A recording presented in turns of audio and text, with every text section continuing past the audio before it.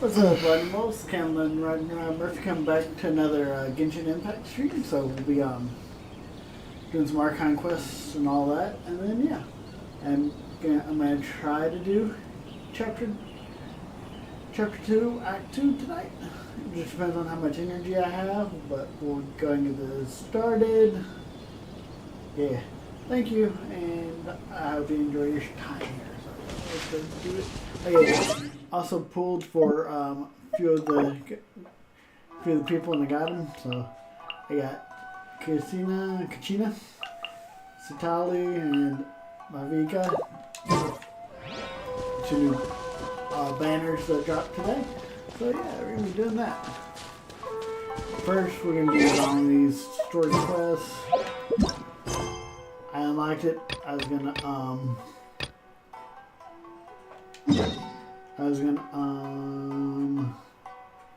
do that, and then yeah, we'll go from there.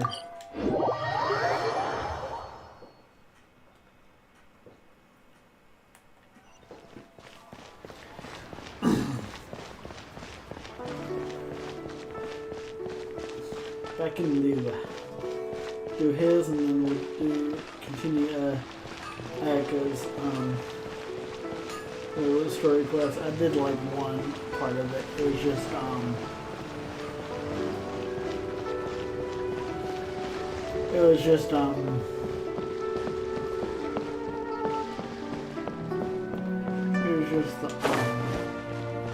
I accidentally did it because I went to the store. But it is what it is.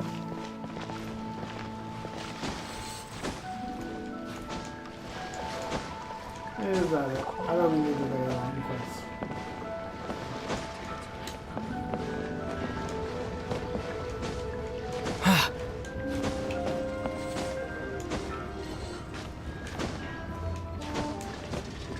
Okay, well, let's see if we can't make it to the Pro Galley from here.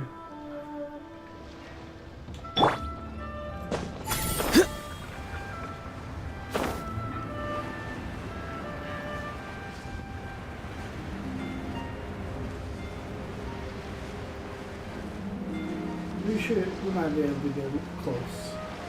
I think so.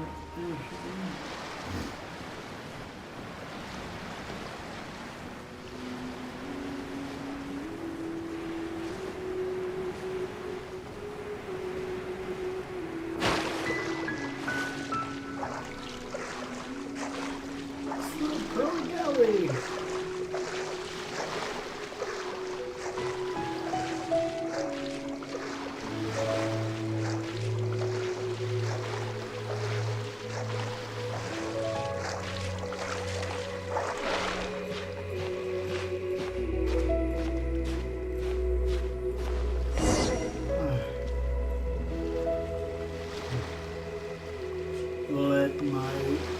stamina recover.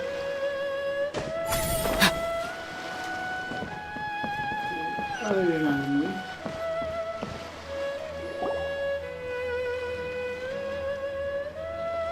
Oh? I didn't think I would see you here. You manage your fireworks as people are shooting it in the neighborhood. So yeah.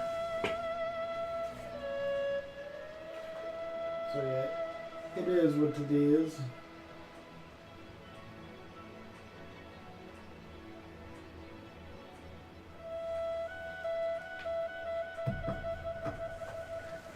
Are these two your friends? Yes. We had the fortune of meeting not too long ago. They are quite a knowledgeable and talented pair, and a pleasure to be around. Traveler, we were just discussing the history of Rex Lapis. Would you like to listen? This, good sir, seems not to appreciate the almighty power of the Lord of Geo. As a professional archaeologist, I'm inclined to correct some of his erroneous views. We are discussing the whereabouts of the first Mora. The first Mora? As everyone knows, the Lord of Geo taught the ancient people of Liyue the craft of smelting, creating goods that allowed them to develop trade with the early nations of that time. Today, Liyue holds the sole right to cast Mora in the entire continent of Teyvat. The world's very first Mora should have been cast by the hands of the Lord of Geo himself thousands of years ago. According to my research, as well as my own hypothesis, I believe that this coin of unique historical significance has been passed down secretly through the years as a kind of token. For example, perhaps the Qixing who control the Liyue use it in some kind of unknown ceremony they hold when they come to power. No. My research indicates that the first Mora coin is not such a simple thing. Mora is a catalyst. This we all know. Even today, Mora is used in the mystic arts for its curious properties of weapon enhancement. The world's first Mora would no doubt possess the strongest power. My next historical treatise will boldly expound on the newest findings from my intense decade-long research.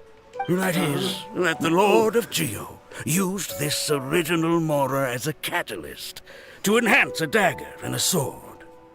A dagger and a sword? Well, buy the book when it comes out to read the full story. For now, I will only reveal this. The one who finds the dagger shall become supreme in Liyue, and the one who finds the sword may be crowned Liyue's sovereign. I can't say I agree. Yeah. Let us not speak of the authenticity of the dagger and sword first. But Mora and money came about simply because they are a convenient measure of a contract's value. Yep. Rex Lapis just meant for Mora to serve as a catalyst for people to exchange and trade. The world's first Mora is probably just an ordinary coin created by Rex Lapis. As for its fate, the same as all Mora, I suspect. I think that Mr. Hanshua's hypothesis seems reasonable. Mr. Zhongli's argument, on the other hand, lacks any evidence. How can you so easily dismiss the Lord of Geo's profound foresight? No, I am not debating right or wrong. I am simply stating a fact. Enough! Do you think you understand the Lord of Geo more than me? I know but little about history, and I wouldn't dare to brag. But discussion is meaningless if everyone has the same opinion, no? Well then, answer me this. Long ago, when Liyue Harbor was being constructed, the Lord of Geo taught the people how to build houses. The model home he used to teach them was completely cast from Mora, correct? That is correct, indeed. Okay, then tell me. Why would the Lord of Geo do something so extravagant if not because of the mystical power that Mora contains? Good question. There's a simple explanation, really. To the god of wealth and commerce, what material is easier to get than Mora?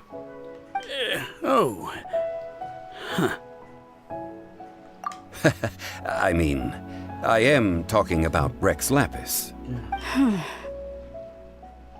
Excuse me, sir. I have some questions about archaeology. Can we find somewhere quiet to chat? I mean, if it's okay with you. Oh, it's no problem at all. But may my friend accompany us? Perhaps they could be of some help. Of course. They can come if that's what pleases you, sir. Let's go. Okay, let's go talk.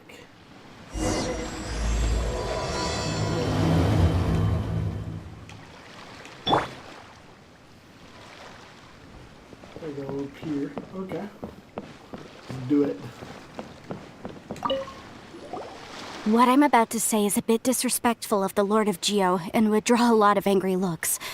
So it's best to discuss this somewhere quiet. Your argument just now exhibited acuteness of speech and thought. Most importantly, you don't fall for the boasting and acting of the others. You remain objective.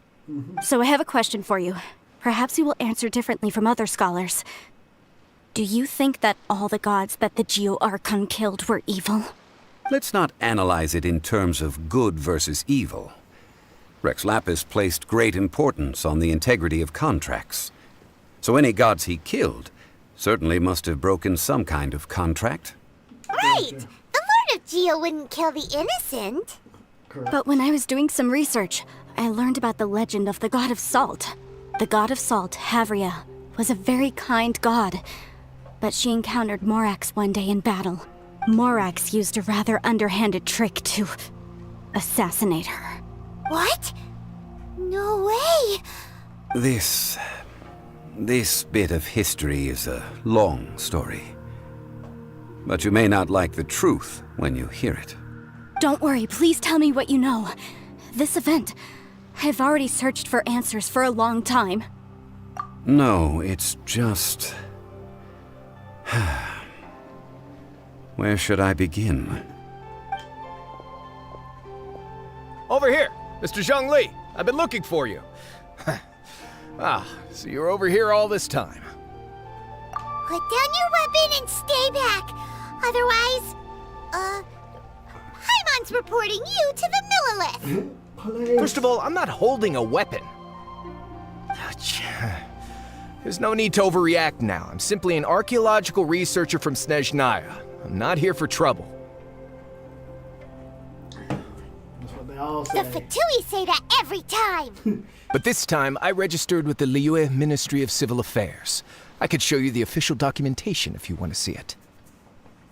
I will be conducting an archaeological survey here, the results of which will all be shared with the ministry. I heard that Wangsheng Funeral Parlor had a consultant named Zhang Li, with immense knowledge of ancient history and archaeology. So I paid Wangsheng Funeral Parlor a handsome amount to hire Zhang Li as my own consultant while I'm in town. So you mean to say that this is work for the Wangsheng Funeral Parlor, yes? Well, since it's work, I don't have a choice. A consultant of the Wangsheng Funeral Parlor must respect their duty. Of course you would be such a reasonable man. Well then, let's head out now, shall we? Wait, if you are studying archaeology, can I go too? I am also a scholar in this field, so I can help. That will give us a chance to continue the topic we were just discussing. Oh, and you should tag along too. Who, me? This experience may be of help to you on your future adventures. It is a story from before the rise of the Seven. Although the god of salt has already perished, it will still be a meaningful experience for your journey. Wait. This is an archaeological expedition, not a tour group. That's too many people. But this friend of mine has a treasure-finding talent, surpassed by no one. It will surely be of great help to us. Oh? What talent? If my friend espies a treasure chest, they will absolutely find a way to open it. Hey, Paimon's good at that too. Well, that is quite enticing. All right then. Well, let's go. There's no time to waste. When the Overlord of the Vortex was crushed by the Jade Chamber recently, perhaps something of interest was washed ashore. An ancient artifact would be good. Traces of ancient activity would be great. But a piece of the god's limb would be even better. Who knows what surprises we may find. Yeah. Very true.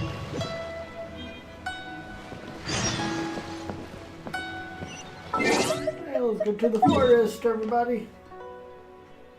Ooh.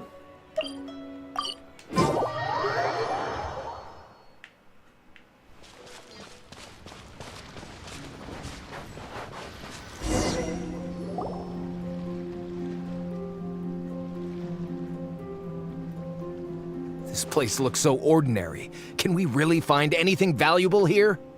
Okay, Ken. Paimon thinks it looks really grand. I don't mean the scenery, but rather that there should be something out of the ordinary. A big battle did just occur and all, and I don't even know where to begin looking here. Guyan Stone Forest is actually the perfect place to be, if you wish to learn about the gods or the history of the Archon War. Legend has it that Rex Lapis threw spears made of large rock into the sea here, piercing and crushing the Overlord of the Vortex. After many years of wind erosion, those stone spears have turned into the unique rock formations we see now. These mountains were the Lord of Geo's weapons? What we see now is just the part of them that remains. The stone spears hurled by Rex Lapis all those years ago were much greater, both in number and in size.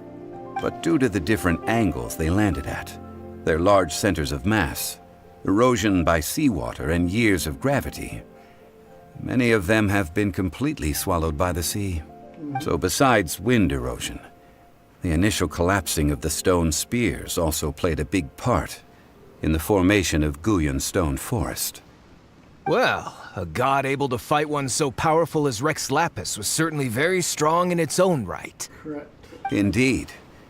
This is where the value lies in research at Guyan Stone Forest. Most of the objects from that time were lost to the sea. But the gigantic waves created by the Overlord of the Vortex have given those sunken objects a chance to see the light of day again. So you're saying that if we look carefully, we'll be able to get very, very rich I mean, rich with archaeological knowledge and historical value, yes? That's all I seek in life. Well, since we brought so many people, I think it would be best to split up and look. Okay then. I will go with my friend here. Although I have a smattering of knowledge in various disciplines, when it comes to archaeology, I can't compete with the expert here. Huh? Me? What's the matter? This is your profession. Why are you so surprised? I get it. I'll escort him then. Okay. If we find anything valuable or rare, let's meet on the shore opposite from here. Yes. The ancient god probably left behind lots of elemental marks. Following them should make our search much easier. Well, go ahead then. Use your elemental sight to look for any marks.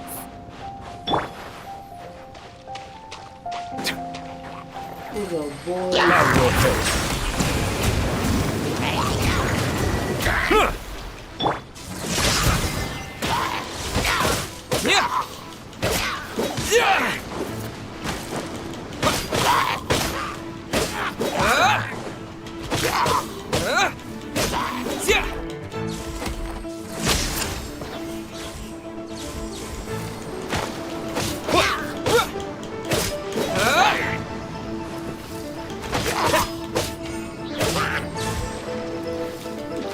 Okay, never mind. He's dead. Ow. Lightning flash! There we go. Killed him.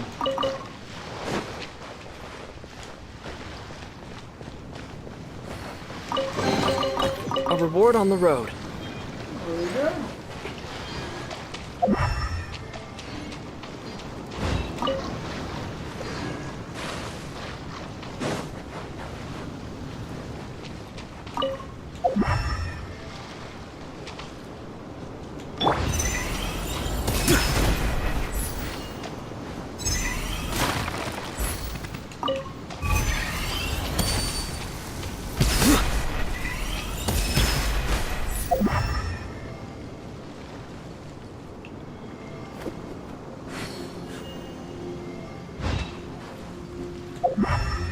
I see. Yeah, I'm good. Nice and spicy. Take this!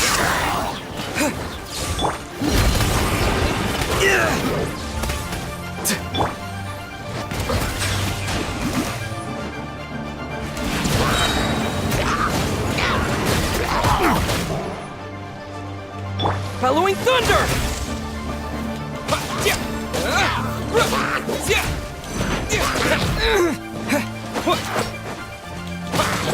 Be sanctified.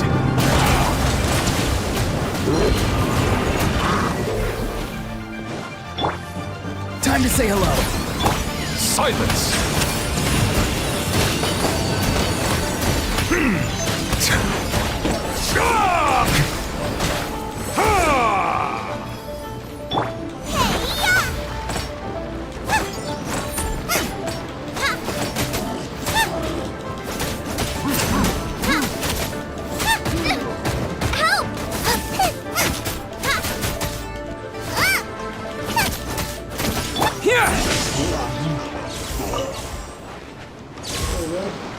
We beat them.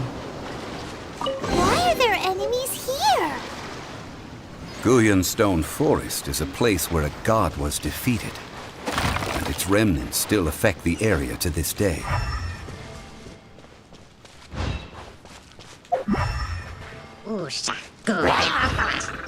Bow your head.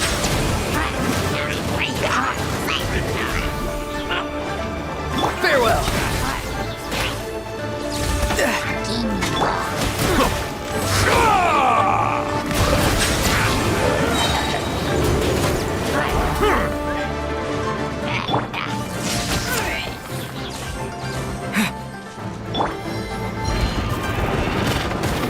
Hail. Silence!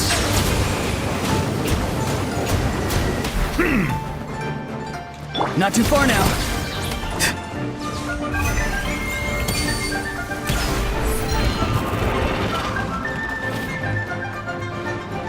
Go! You're free now! Let the mighty be humble!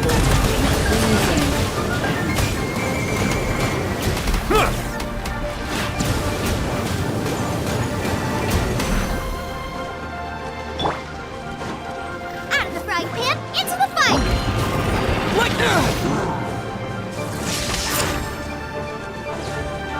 Be free! Settle down!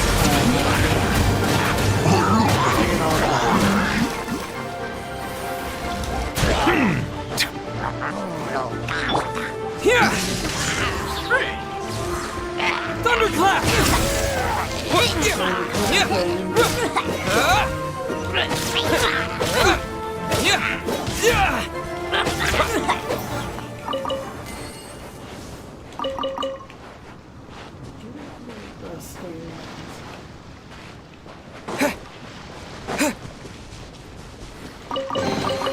I'll keep this close.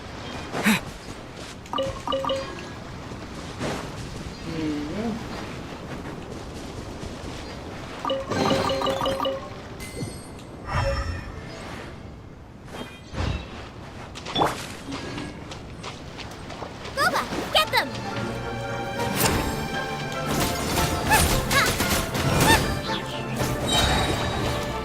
Eat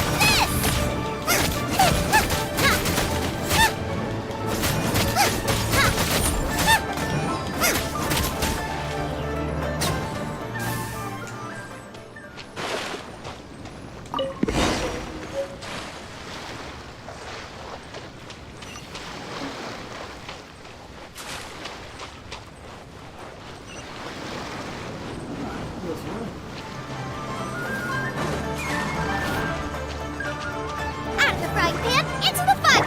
Not too far now. Tell me what you see.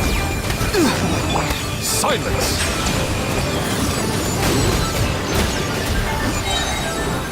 Be sanctified.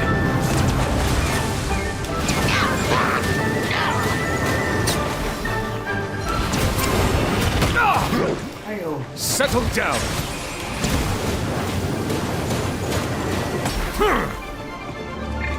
Be free!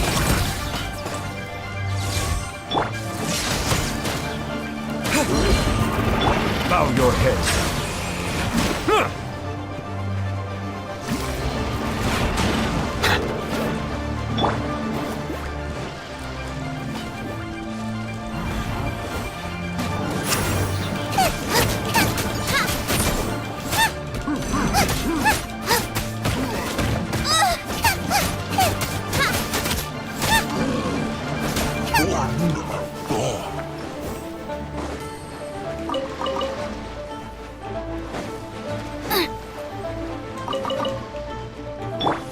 Not too far now.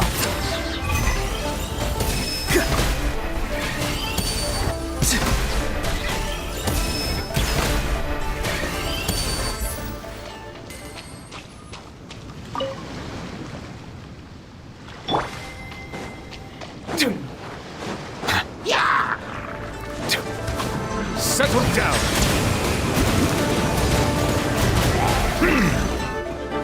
Justice is blindsided. The tides beckon.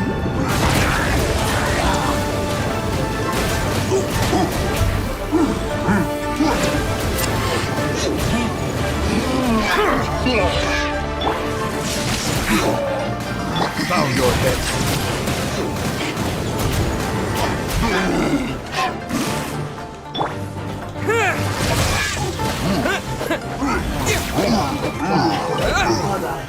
Are you dying?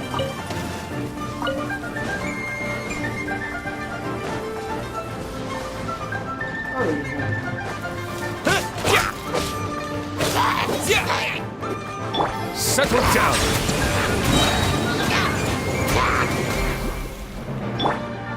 Boba, get... Be free.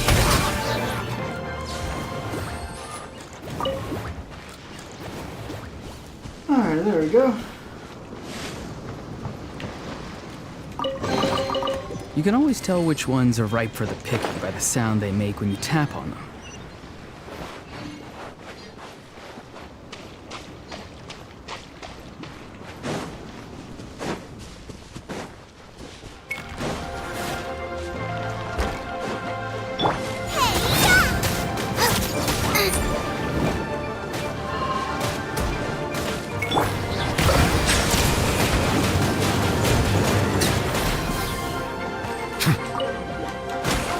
Go! You're free now! Be sanctified.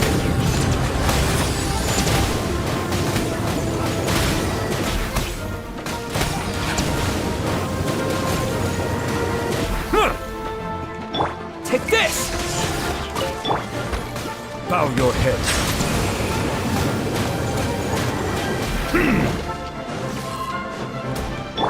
Farewell!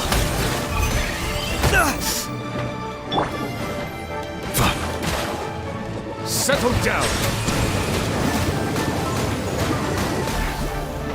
Here!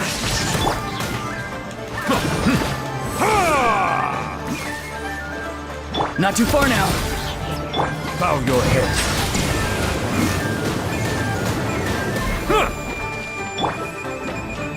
Tell me what you see.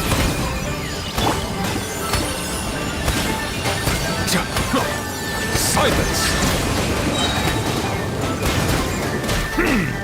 Let the mighty be humbled.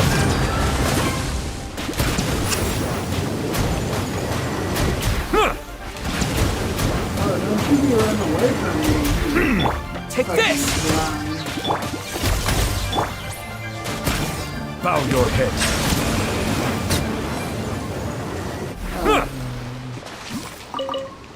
There. You killed them all.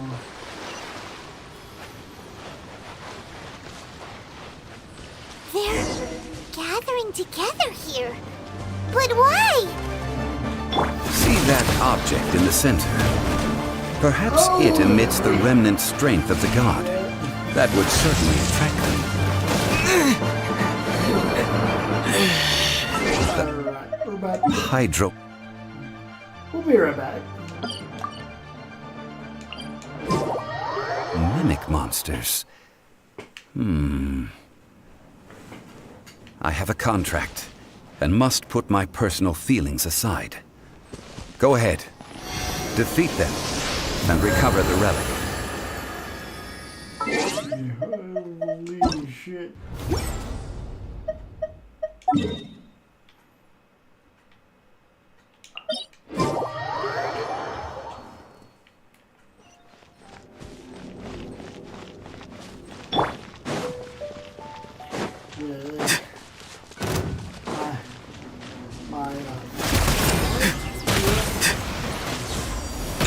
Too slow. Here.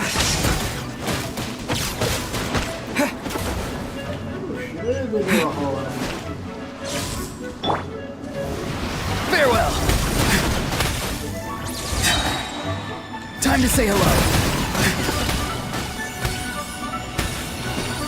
Take this.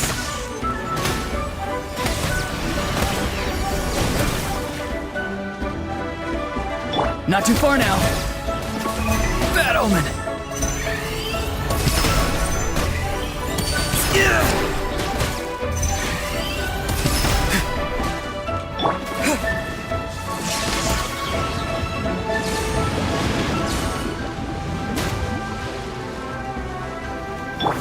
The voices are calling.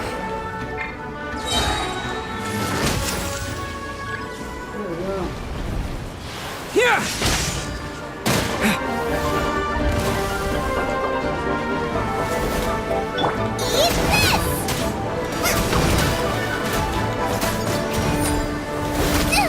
That really hurt!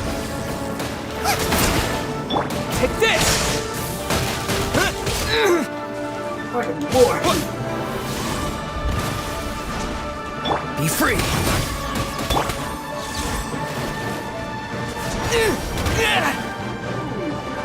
Here! Be sanctified. That's what Out of the frying pan! Lightning flash! This is not the end.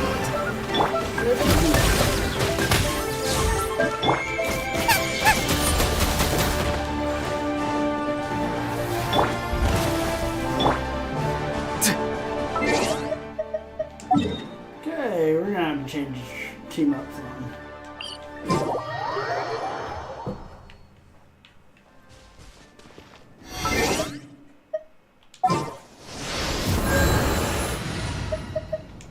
She's not gonna be What's happening? but she will.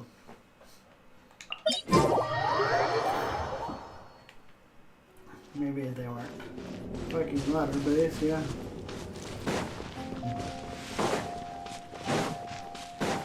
Luckily, he just drove him down.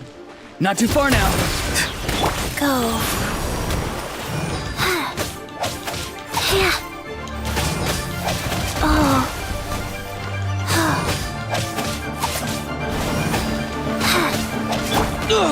Tell me what you see.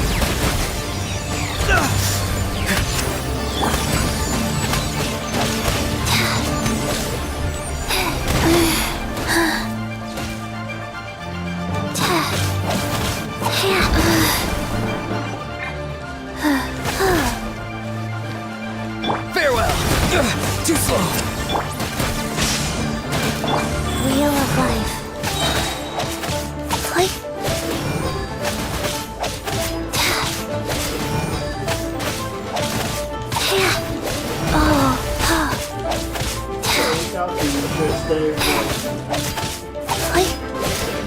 Opening box of Adepti Drex. Not too far now. Take this!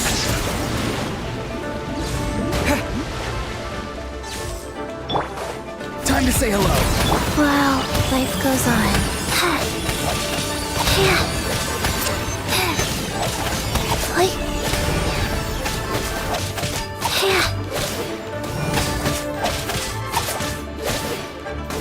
Lightning flash! Be free!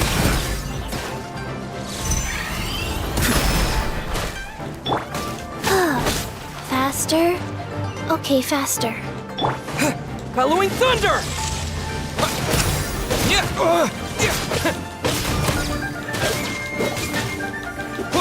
It's just a stone slab. but its design is quite unique. This should be enough to garner some information. Let's head back. Okay. I'll meet him up.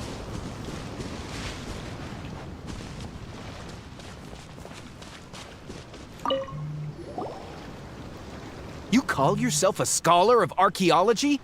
You can't even recognize this or that. What are you good for? We all have our areas of expertise. I already tried very hard to explain.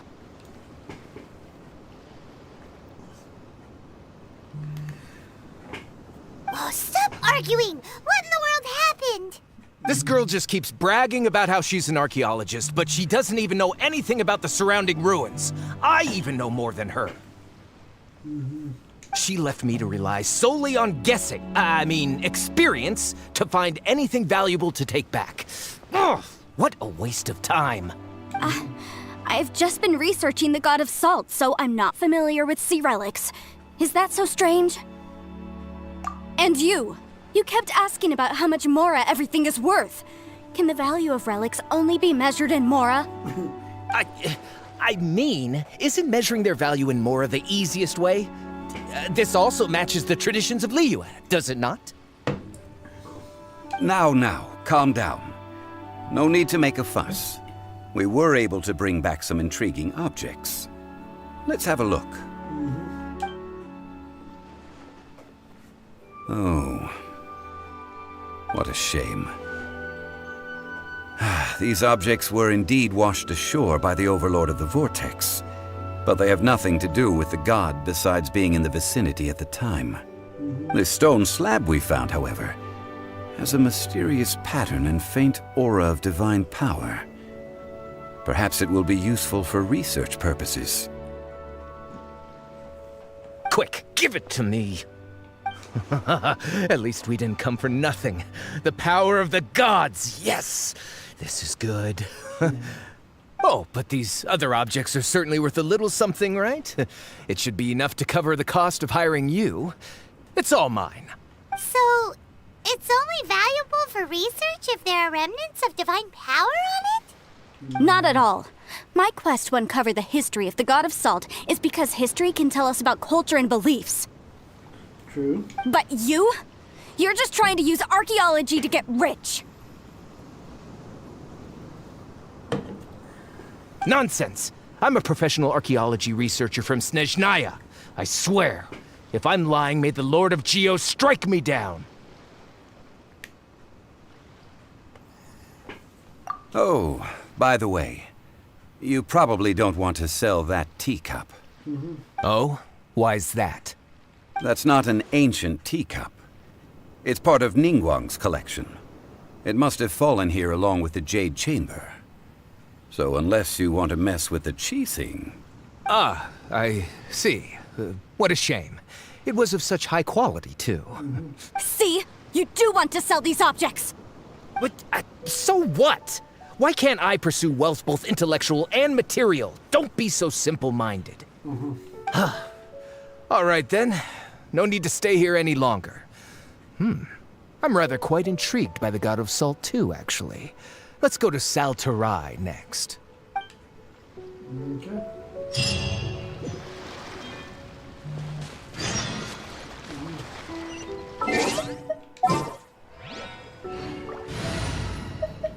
One second. Where are you gonna go? Oh, how exciting! Let's go ahead and get all of this.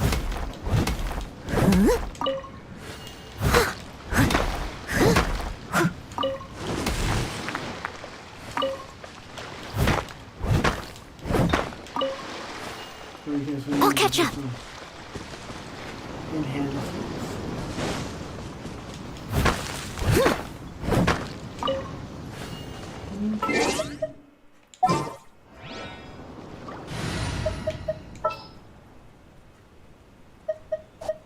The pleasure is all mine.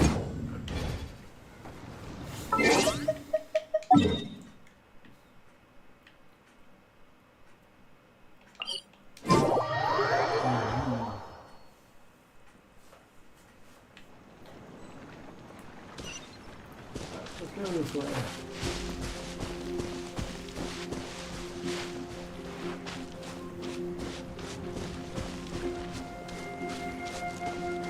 Okay. Good evening.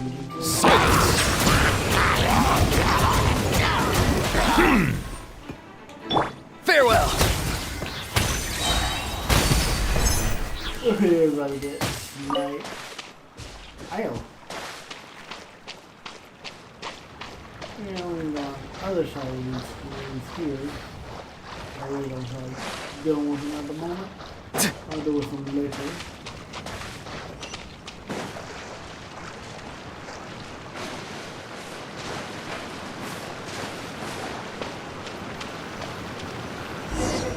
We're here. I heard that Salterai was once the home of the god of Salt's people. Therefore, there's sure to be loads of valuable relics nearby. According to legend, the people of the god of Salt, Havria, enjoyed prosperous lives under her protection. But this legend has been around for ages. With the countless scrap collectors and treasure hoarders in the area, there probably aren't many valuable things left here. Oh, good. That's just great. If I knew it was picked this clean before, I wouldn't have come. About that, I know there's a ruin deep in this cave here. It's related to the god of Salt, which is actually how the area originally got its name of Salterai. However, the ruin entrance has been sealed by a mysterious power. Nobody has been able to break the seal. I found a mechanism that seemed to be related to the seal, but when I undid the mechanism, the seal wasn't affected at all.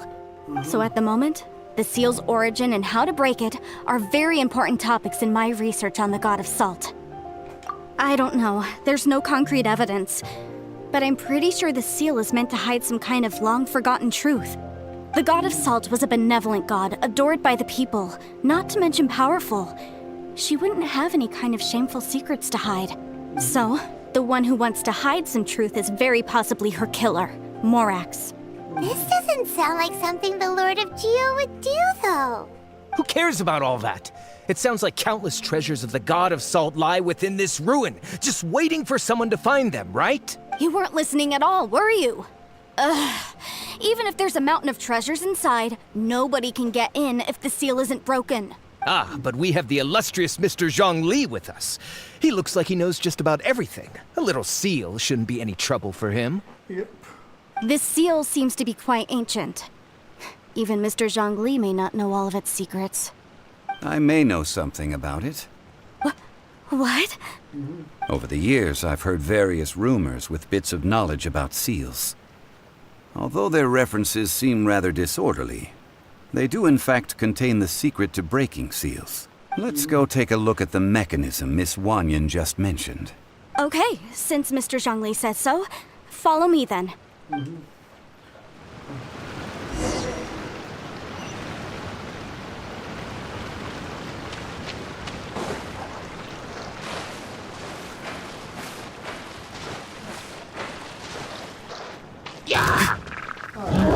Tell me what you see. Settle down.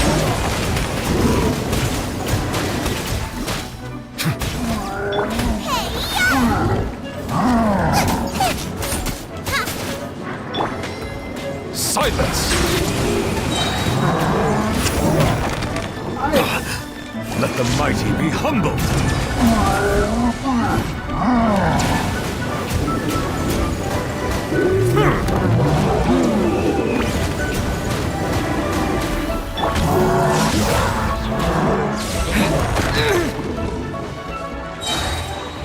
Bow your head.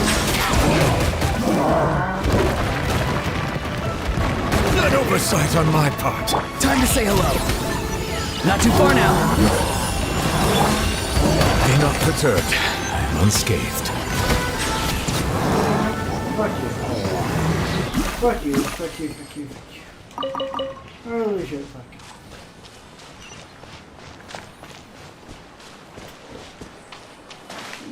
Excuse me.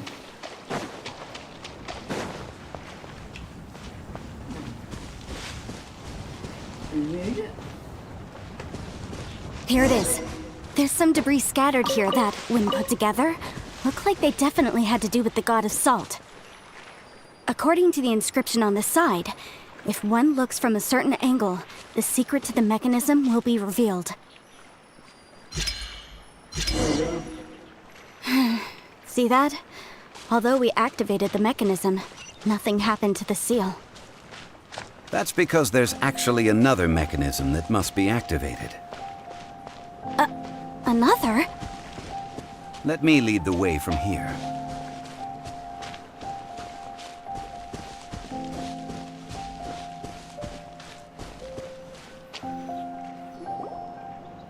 This place seems familiar. Huh, I remember. I think there's some elemental monuments here. So you're saying they're related to all this? When I investigated the seal last time, I had someone with a vision accompany me. But when we lit up all the elemental monuments, nothing happened. That's because you don't just need to activate them at the same time, but in a certain order as well. Otherwise, the seal will not be broken. The secret to this puzzle is hidden in the legends about the Archon War.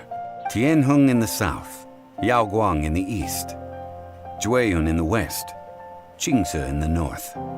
All desolate and devoid of life. Liyue is vast, yet even one haven is hard to find. To the north, to the east. Do the people of Liyue always talk in riddles? I think I've heard this saying before. Certainly you have. And the contents of this saying are also related to the god of salt. To provide a haven for her people, whose lives had been ravaged by the Archon War, this benevolent god searched all across Liyue.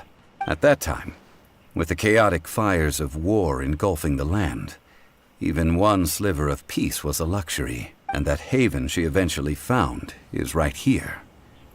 Today, it is known as Sal Turai. How sad then. In the end, this peaceful place was destroyed by Morax. Okay, enough with these ancient stories. Now that we have the clue, hurry up and break the seal. Whatever happened doesn't matter as long as we can get inside that ruin. Tianheng in the south, Yaoguang in the east, Jueyun in the west, Qingce in the north. With this clue, you should be able to solve the puzzle.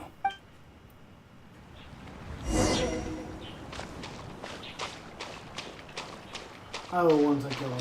Settle down!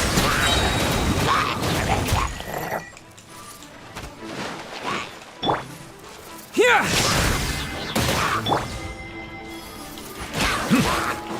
Silence!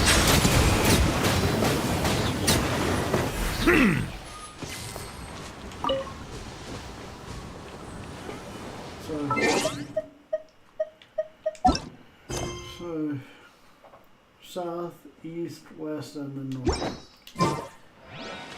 This is north. We got to activate this one first. This is south.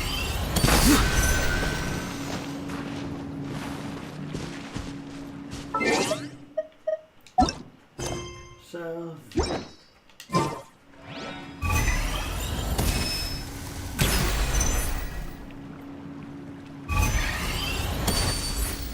West will be over here somewhere. West.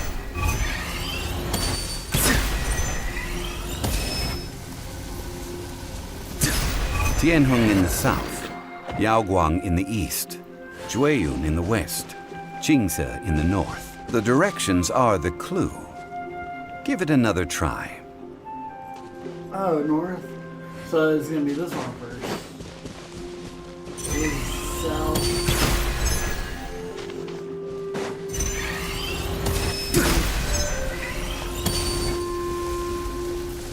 West. Alrighty. Look! The seal really was broken! Mr. Zhongli is indeed quite remarkable. It was nothing, really. Now, it's time that people learn the hidden truth lost to time. Okay. I will once I get this chest. What a bountiful harvest!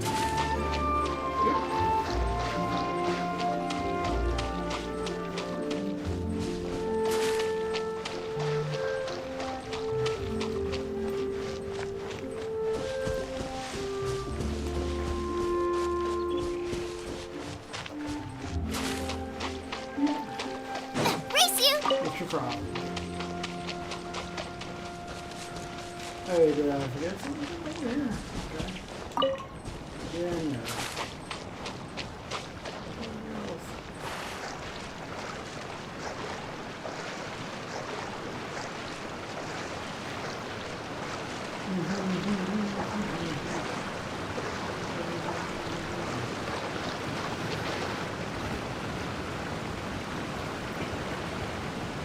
Before entering the ruin, I have a proposal that will help us prevent the kind of senseless arguing between you two that we saw at Guyonstone Forest. Okay. What is it? I propose you two agree upon a contract, stipulating that we alternate who gets claim to each treasure we encounter, with only one object permitted per claim. To show my sincerity, I won't be taking any treasure. This will just... Hey! Don't pass an opportunity like this up so easily! I don't agree. I mean, you want me to split the treasure with this amateur archaeologist? No, absolutely not. I don't agree either. He will only defile the precious relics left behind by the god of salt. I can't accept this. Well then, if the contract is not agreed upon, I will no longer serve as your consultant on this expedition. You will have to rely on your own experience to find whatever treasures are hidden in this ruin, as well as traps. You have the audacity to demand this.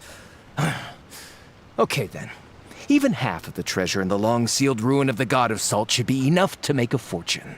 If you want me to agree upon this contract, so be it. I just have one request, Mr. Zhongli. If we discover the truth behind the God of Salt, you must judge it fairly, even if the truth harms Morax's image.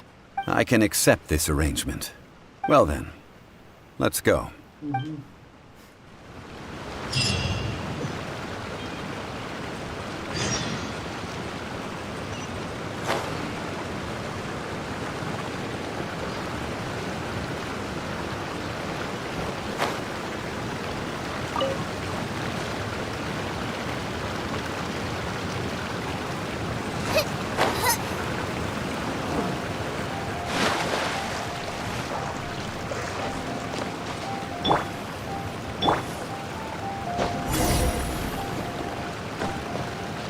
Yeah, I will do this.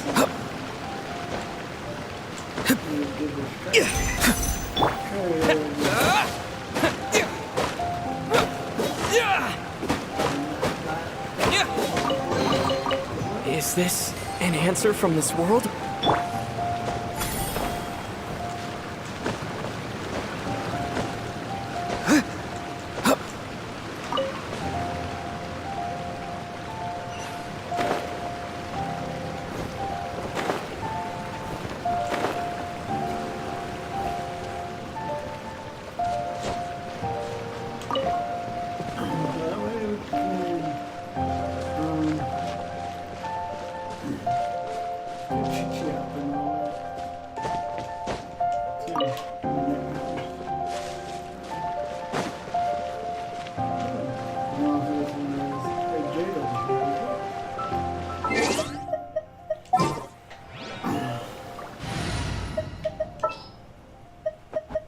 Oh, I'm looking.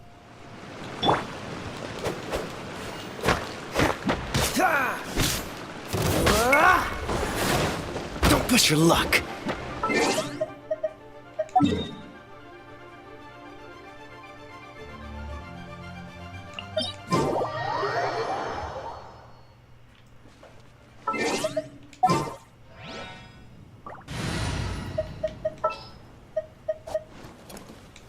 Oh!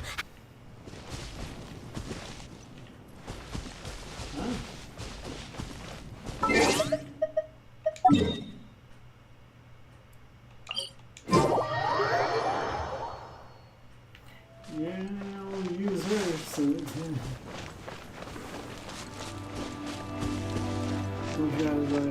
She might die, but that's okay.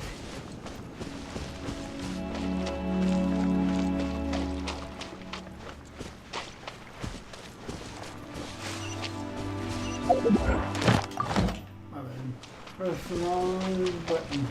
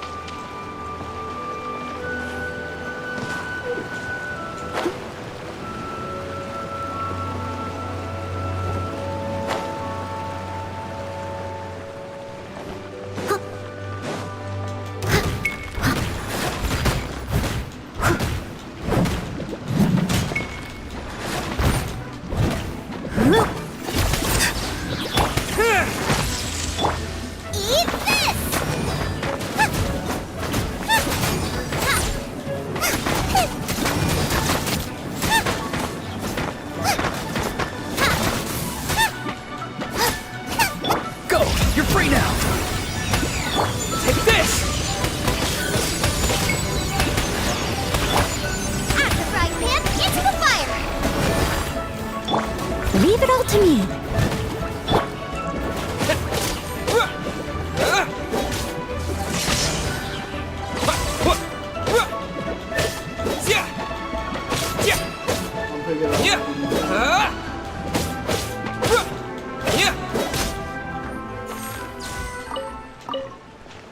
There you go.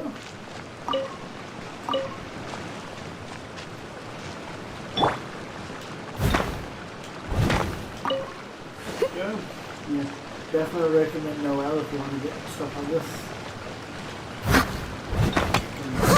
Things are pretty easy.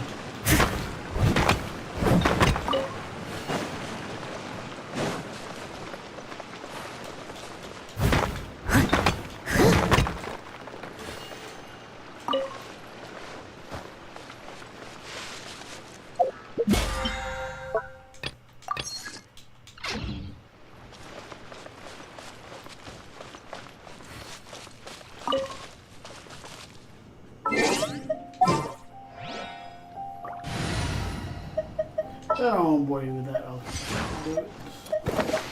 Thank you for permitting.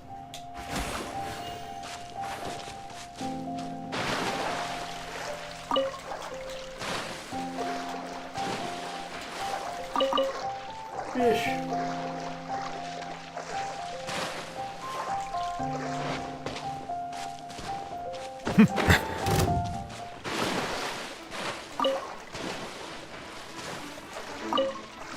Oh, here comes Grus, I guess.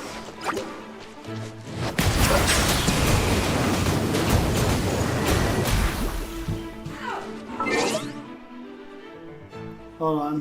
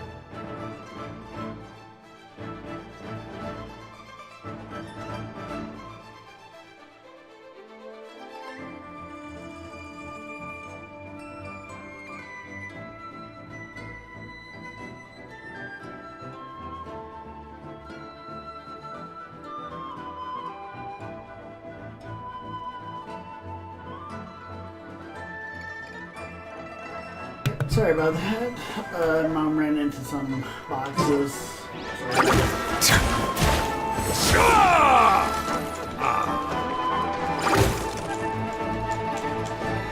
Bow your head.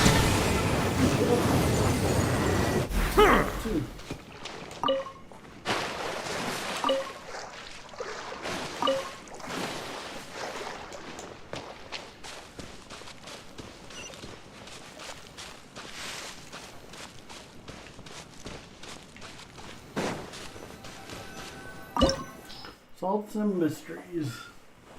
Okay, so Geo.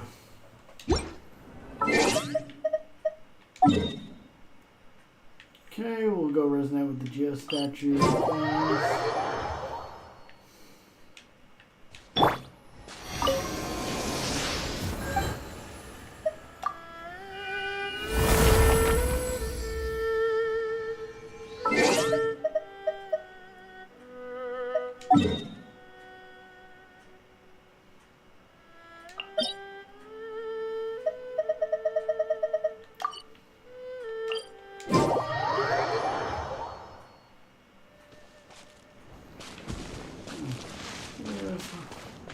Subterranean, salt of the earth, and Latin. I remember looking that up a while ago. So, yeah.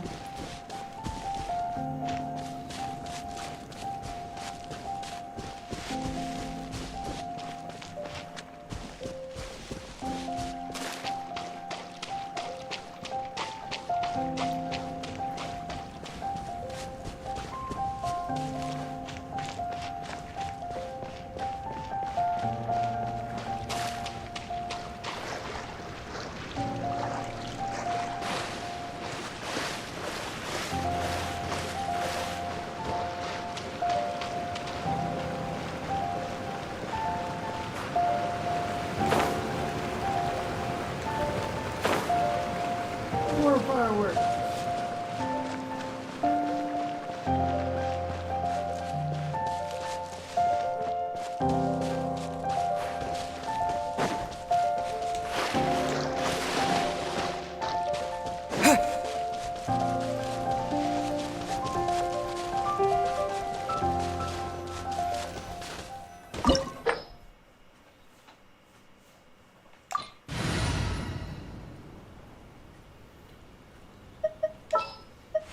What's happening?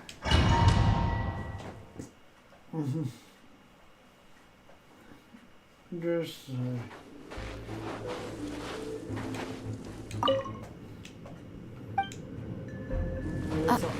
Are these statues?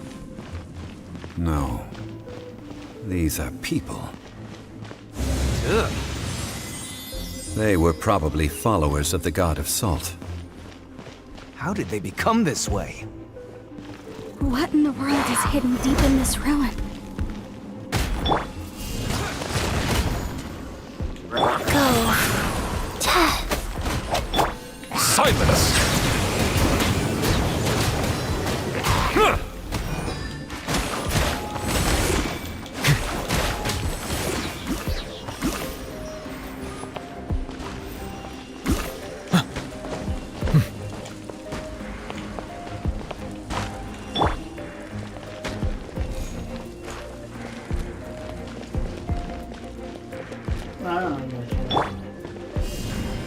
Terra Smash!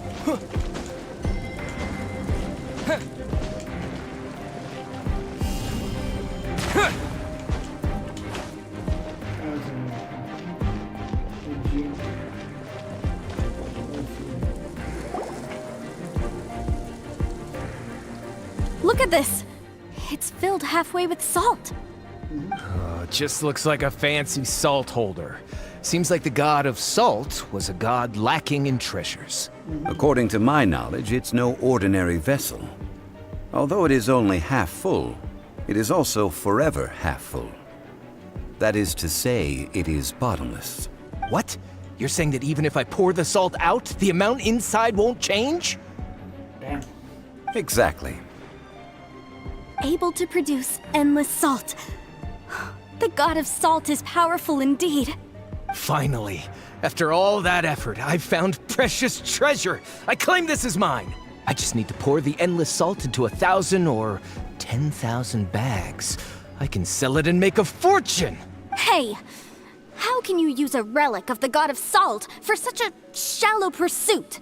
If Mr. Clement wants this salt chalice, then the next object we find will belong to Miss Wanyan, according to the contract agreed upon. Of course, as we agreed. But how can anything be worth more than this rare find? Since we have a contract, it's no use for me to fight with him. Then let's move on, shall we?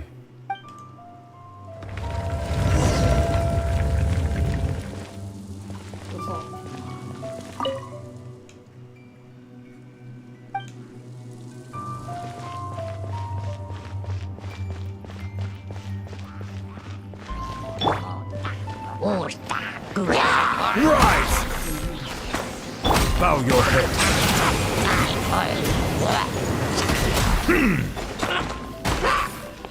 Be sanctified.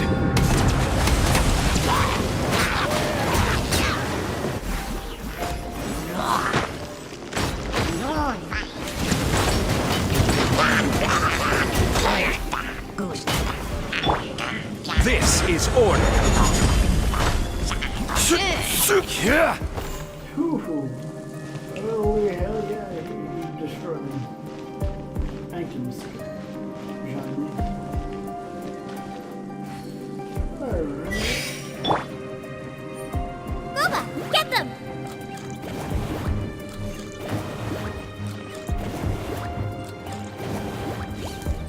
There we go, wait for a second.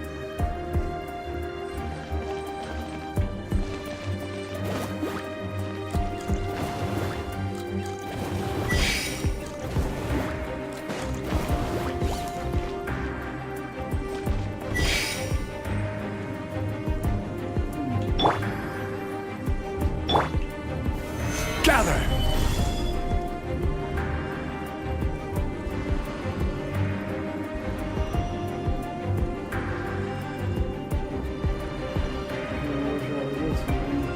There's not an ad before my party Thursday.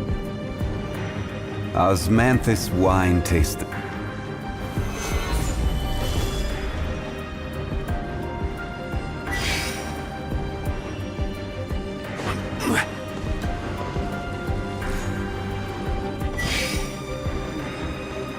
Crumble!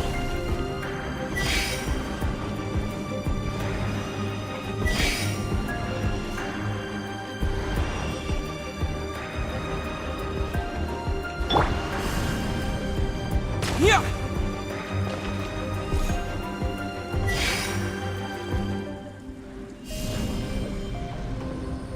Terra Smash!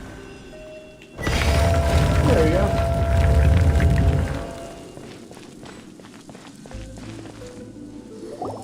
Looks like some kind of sigil. Just a simple ruler. It doesn't look to be worth anything. This, if I remember correctly, this is some kind of measuring tool. Indeed. But the god of salt imbued it with another power. When you stick this ruler in the ground, the surrounding area will become covered in salt, much like a rising tide covers the earth. The deeper it is stuck in the ground, the more salt will appear. It is essentially a bumper harvest of salt. Good, good, good. What? That's even better than the salt chalice! Well then, according to our contract, the salt ruler goes to Miss Wanyan. No, unacceptable. I paid for and organized this entire expedition. Why should I get the short end of the stick? And this girl has been useless. Why would she get anything? Oh boy, here we go again. So you are saying you want to break the contract? So what if I break it? Now that I've seen how the mechanisms in this ruin work, I no longer need you. You're gonna get turned into Let's salt. not forget who hired who here. Why should I let you make the rules? Because you agreed to a contract. Rex Lapis once said, "Ones who break their contracts shall suffer the wrath of the rock." That is one of your Liyue gods. I am from Snezhnaya. I Will suffer the wrath of the rock. You may find it rather unpleasant.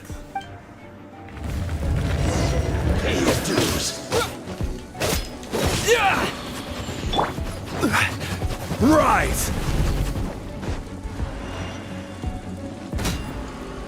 Prepare yourself. Leaving so soon. Silence! The risk is growing, but it poses no threat to me. Quake! No escape.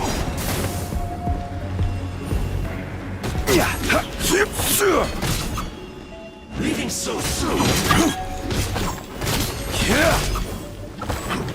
Prepare yourself.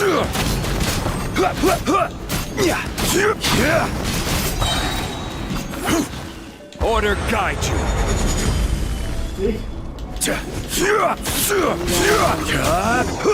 Can't run from death. I shall confiscate your treasure as well. Whoa, what the fuck just happened?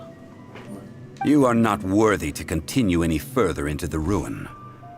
Leave this place. Oh, darn you!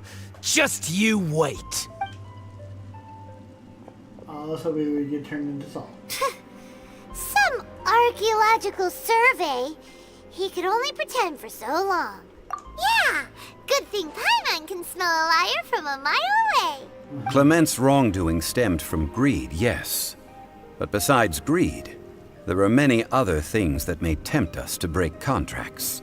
When people see the object of their dreams, how many are really able to control their desire and follow the contract? I think we should be honest with each other now. Huh? Be honest about what? That in truth, not a single member of this archaeological expedition came here for archaeology. Why do you say that? Miss, you lack even the most basic archaeological knowledge, and can recognize naught but a few simple relics. However, you are an expert when it comes to anything regarding the god of salt. You aren't interested in archaeology or relics. What you're really interested in is the god of salt. I believe those legends about the god of salt that you mentioned on the Pearl Galley are passed down between generations at Yinyuan Hall. Okay, that's enough. Sir, you are indeed a man of great knowledge and talents. I seem to have been right to seek you out once I plucked up my courage. You're right. I'm not a scholar of archaeology. I come from one of the 8 trades under the jurisdiction of the Chising, Yinyuan Hall of the salt industry.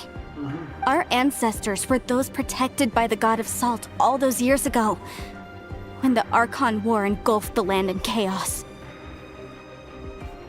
Oh, right! Now that you mention it, the people of Liyue very seldom use the name Morax. During the war, Morax assassinated our god out of envy for her power. He left us alone and lost in the world. We hate him!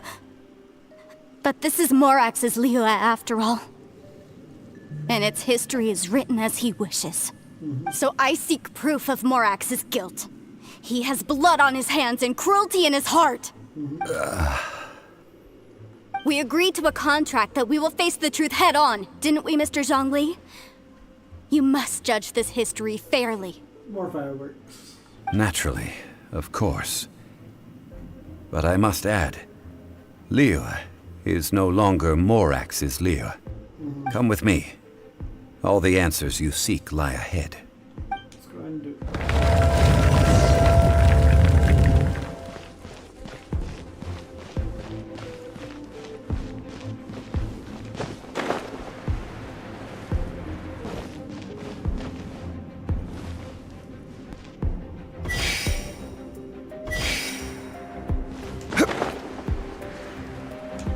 Whoa, I fell. Fuck. I'm feeling a little off.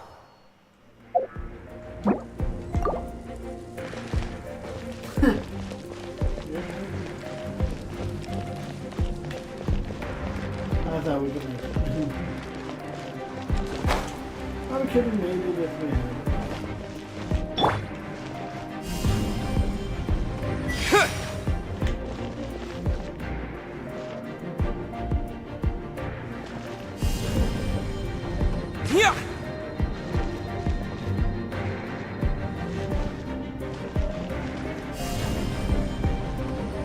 Terra Smash!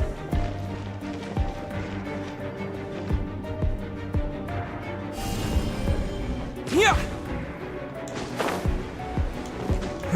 Alright, there we go.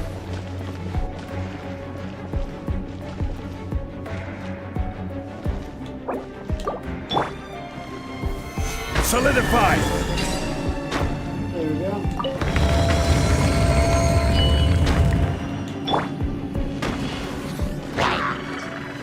Wheel of Life.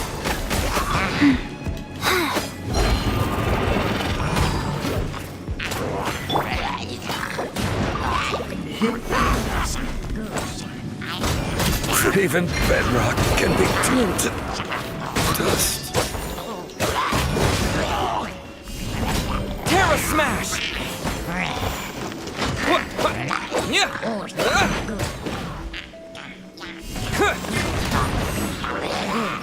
Out of the frying pan, into the fire! Rise.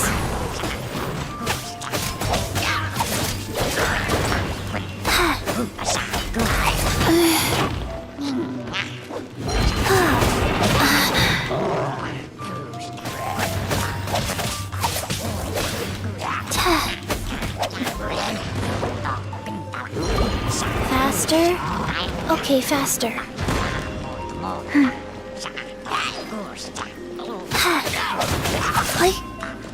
Life goes on.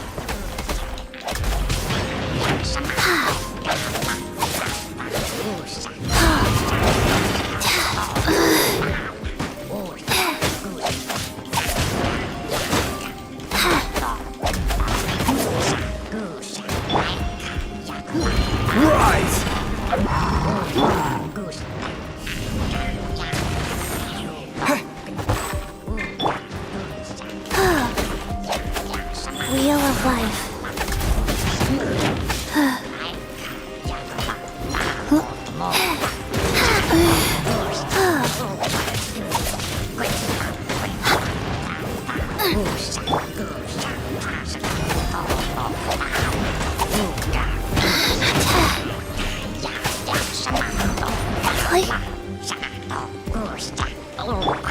Crumble! Yeah!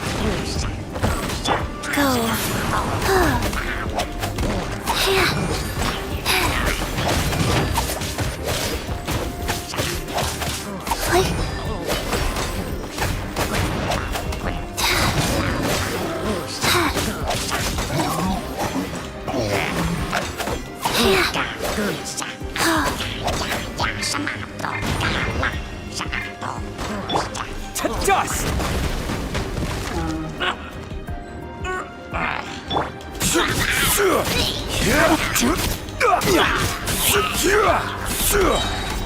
I will have order.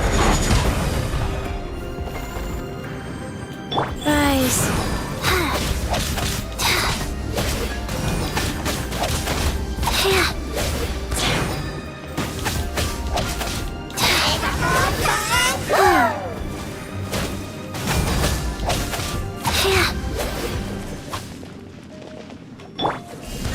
Terra Smash!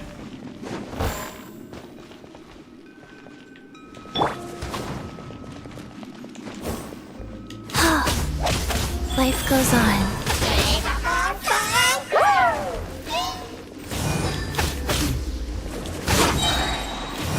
Sacred name, Fortune Preserver.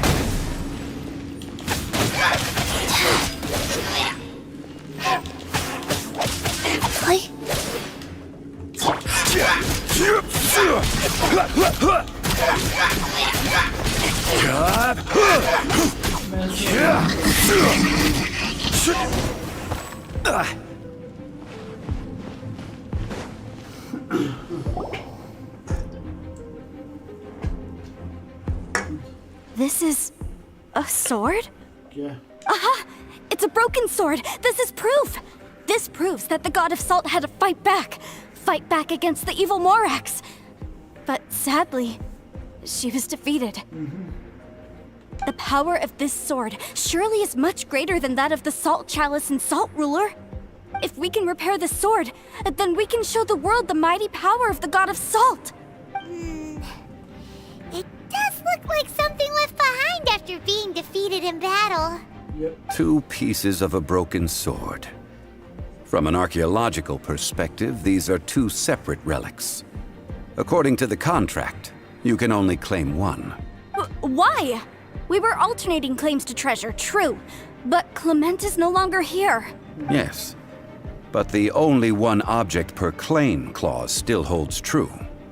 You cannot take 2 relics at the same time. This logic! Zhongli, she seems like a good person, and no one is fighting over the treasure. How about you let this one slide, huh? When there's a contract, nothing can be allowed to slide. If the contract is not followed, then it is broken. No! If I only take 1/2, then it can't be repaired, and the power of the God of Salt cannot be restored. No matter what, I must be faithful to her. Even if it breaks the contract, I don't care. So you are already decided? Then there is a price to pay for breaking the contract. Zhongli! That is to say, you consign yourself to suffer the wrath of the rock. That's okay. The God of Salt gave up her life to protect her people. My sacrifice is nothing compared to that. Punish me however you want. Just let me take this proof of my faith. No, you can't hit her! Perhaps that punishment would be easier for her. But, as punishment, I will tell you the truth. Huh? The truth? You mean the truth is my punishment? Yes. The truth that I am about to tell you shall be your price to pay for breaking the contract. I'm afraid to say that the God of Salt, Havria, was not the powerful god you imagine her to be. Rather, she was a small and weak god who yielded to all other gods. When it came to war, she lost, never able to win a seat among the 7. What? During the Archon War, the gods of this world used all their strength and cunning to vie for control of Tevat. But Havria instead chose to flee. She thought that by giving up before a fight could start, she could save herself and her people from the war. However, during such a long war, there is no end to the advances of aggressors. After making countless concessions, Havria lost all of her lands, until only one small haven remained. No. No! It can't be so. In her last days, she had not even a single blade to defend her people with. Not even a single blade? Then, this sword... This sword is not a relic belonging to the God of Salt, but is instead the murder weapon used to kill her. Murder weapon?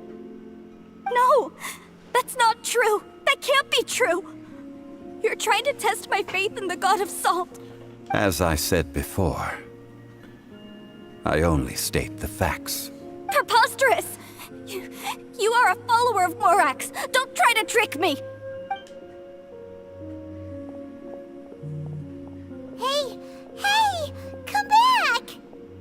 It is a punishment after all. I did not want to tell her such cruel facts, but the contract was broken. Let's follow her deeper into the ruin. There, I fear, we will find something that will leave her no choice but to face the truth.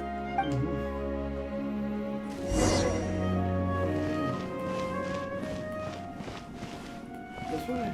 No. Must be this way. Are these statue thingies running? What will we find ahead? Salt. And betrayal. Must have been them.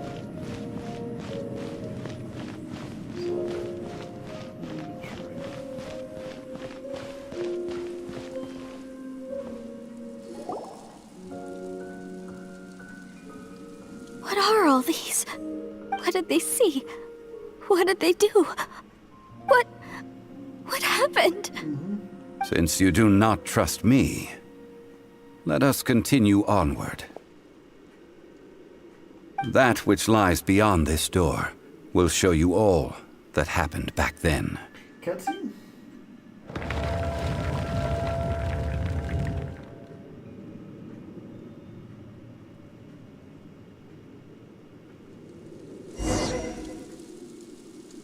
Okay, no cutscene.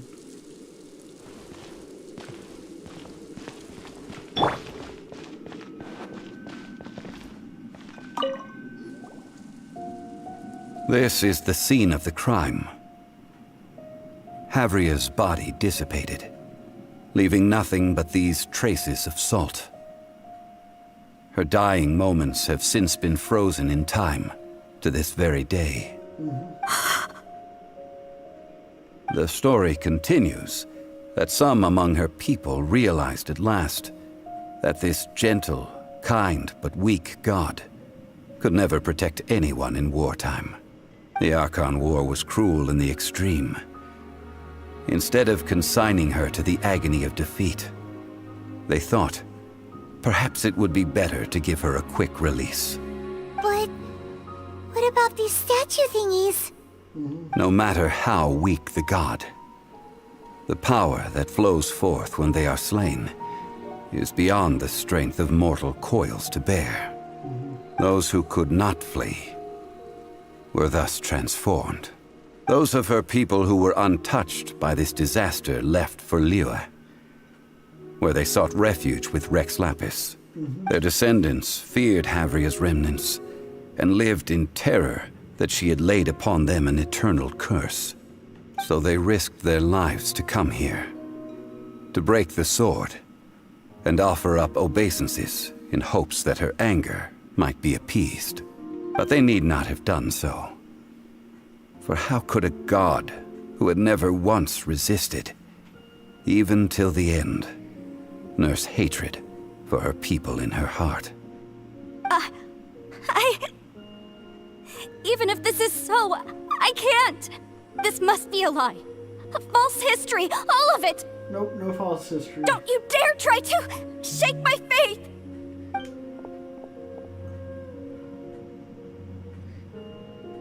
Yikes. Zhongli didn't show any mercy this time either. This is the price she must pay. Yet I would not call it a bad thing.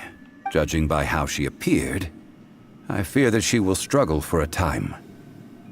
But even if she may not escape that struggle immediately, simply recognizing the truth is good enough for now. Yep. Indeed. In ages past, Havria's story served as a warning to me as well. Faith in a god who has already passed will do you no good. So it is for Havria. And so it is for Morax also. All right then. Now, would you like to accompany me in taking a trip to Guyonstone Forest? Huh? What do you want to do, Zhongli? Treading old ground, telling old stories. One cannot help but be reminded of old acquaintances.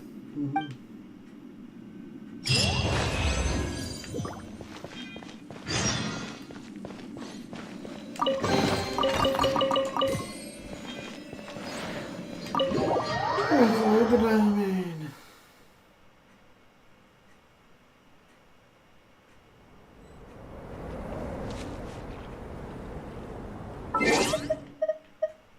We got a message from who?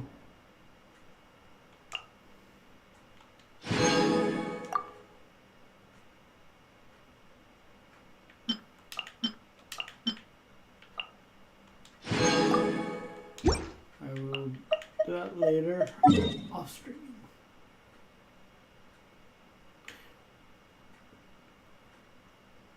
Yeah, I'll go there in just a second. First, I'm gonna heal myself.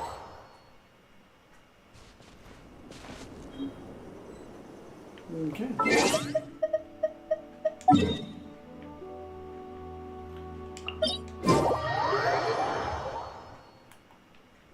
Looks like it's a bug.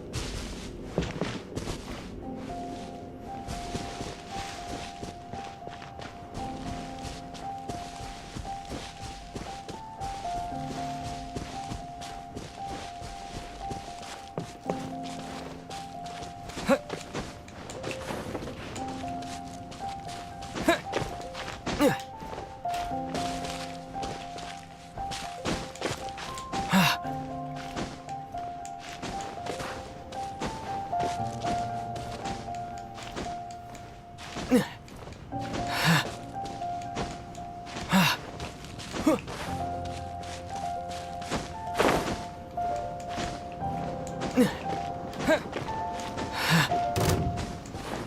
where's they? We can sense them coming.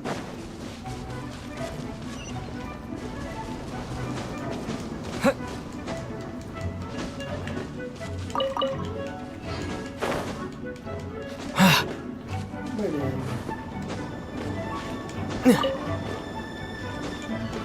Another bug. Let me get my stamina back up.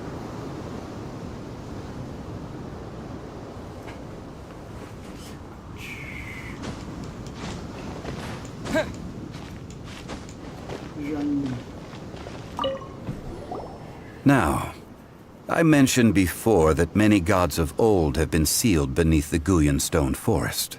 The Adepti have presently handed Liyue over to mortals, and Havria's time was even further in the past. The Salt Chalice and Salt Ruler that she left behind should not return to Liyue. To leave them here is to let them slumber. And it is also a homecoming. I ended an era with my own two hands. I've always wondered how I should remember that which I ended. History records, but history may be changed. This incident proved that. Time is a mighty force, and history's twist in its flow. I need to find a better way of recording history in order to engrave its truth. Stone carvings were one such ancient method, but unchanging stone, immovable earth, even one such as myself. Someday we may all disappear. Zhongli. Therefore, I thought of you, traveler. You are one who crosses the celestial atlas, and who passes through countless worlds. If our history is engraved in your memory, it will one day accompany you into another world. As long as a traveler like you is able to record what happened, then a backup of sorts will exist for times and tides of Teyvat.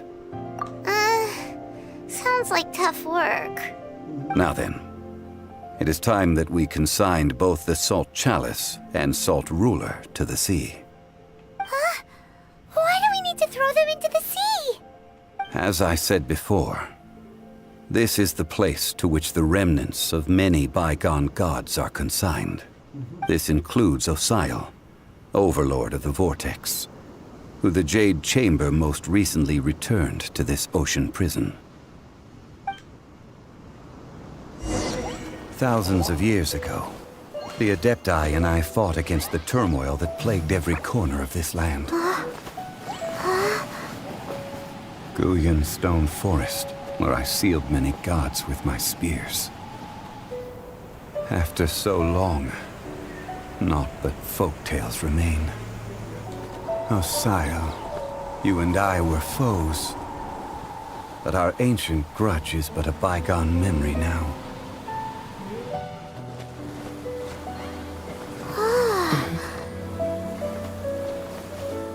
May that which Havria has left behind be yours to subsume.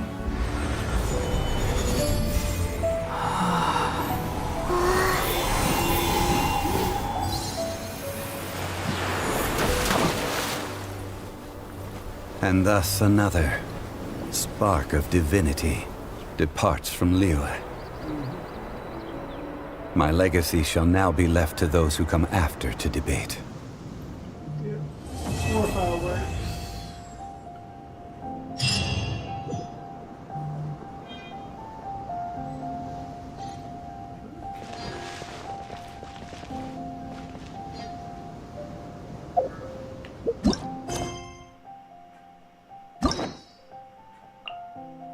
Okay, so we have to unlock it again. Okay. I did not know that.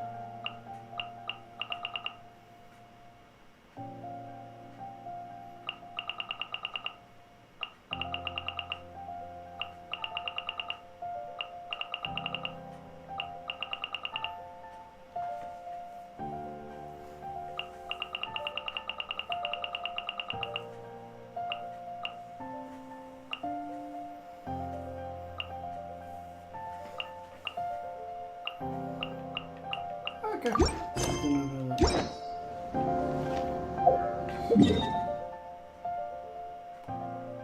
So I did his quest.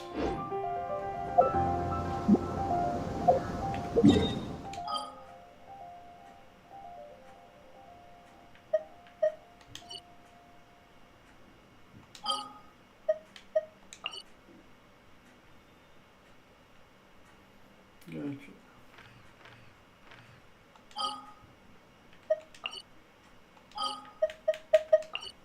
Oh, gotcha. That's why.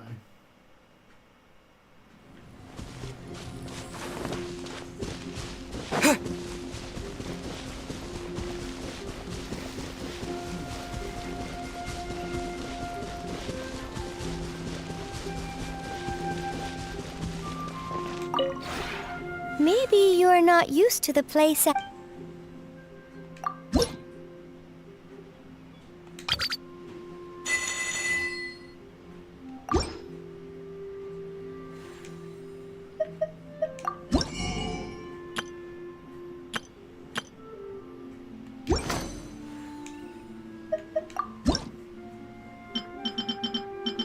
Just gonna do all this.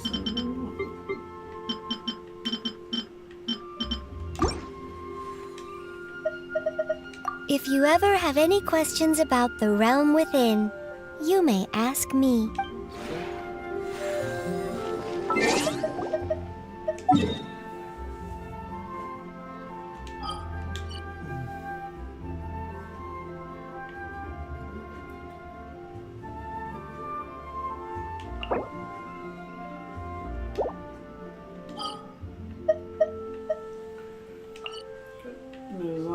Go here.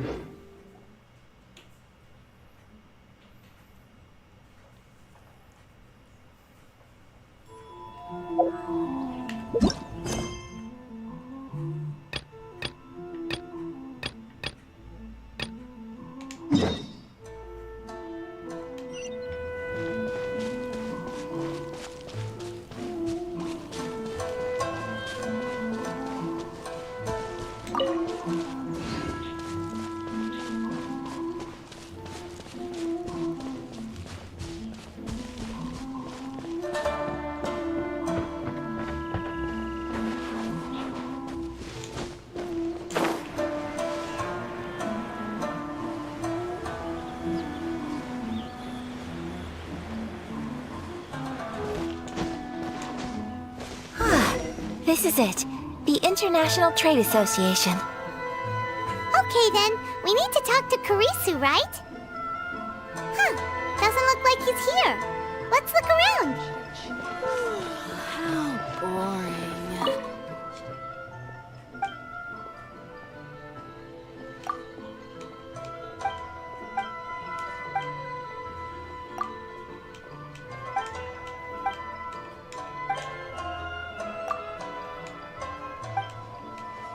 Okay.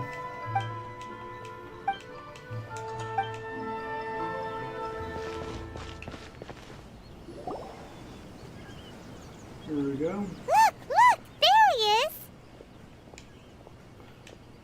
Found him. Looks like we found him.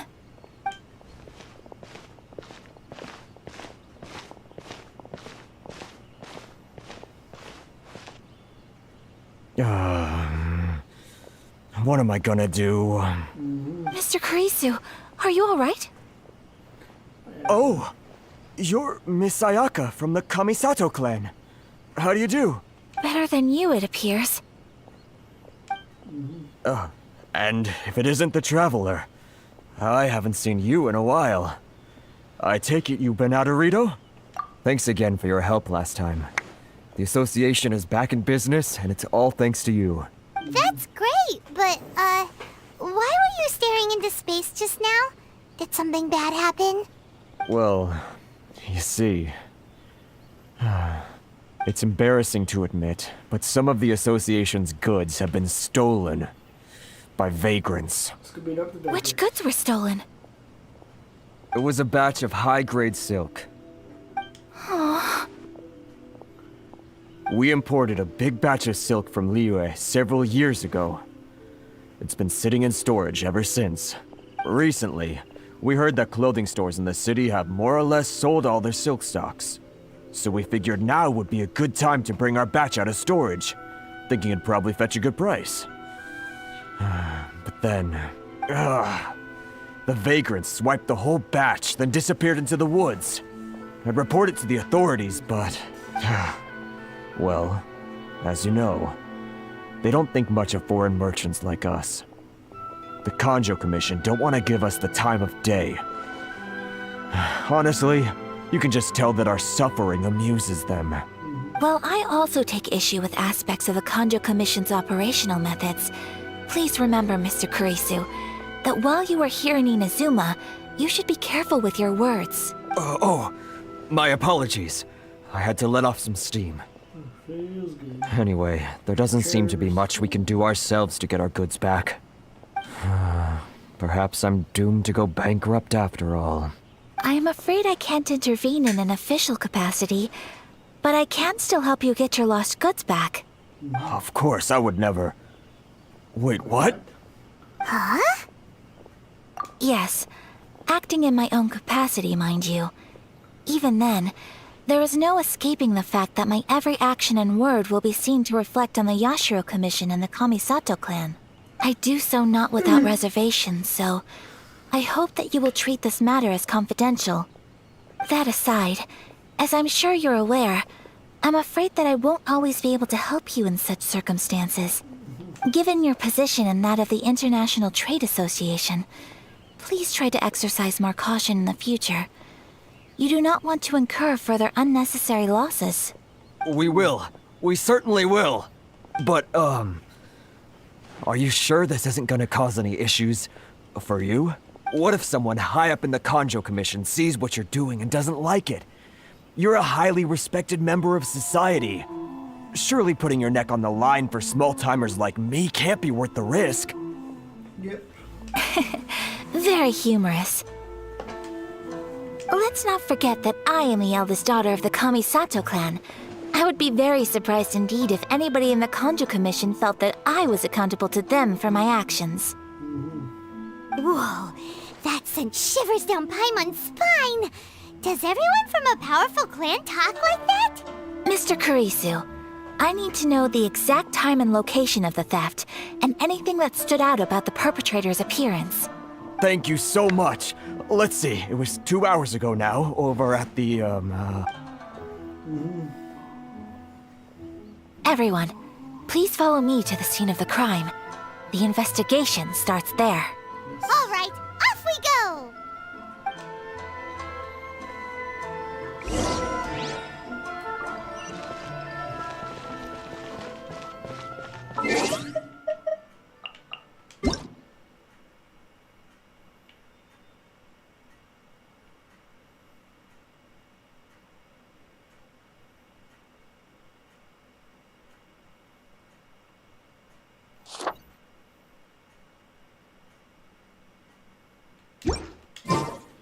That's cool.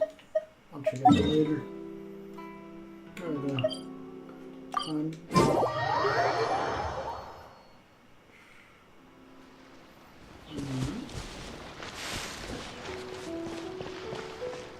Here we are. This is where we were robbed. Hey, look on the ground! What are those? Huh? Footprints. Very deep ones at that. Leading towards the forest. Presumably the depth suggests that they were carrying something heavy. Let's see where they lead.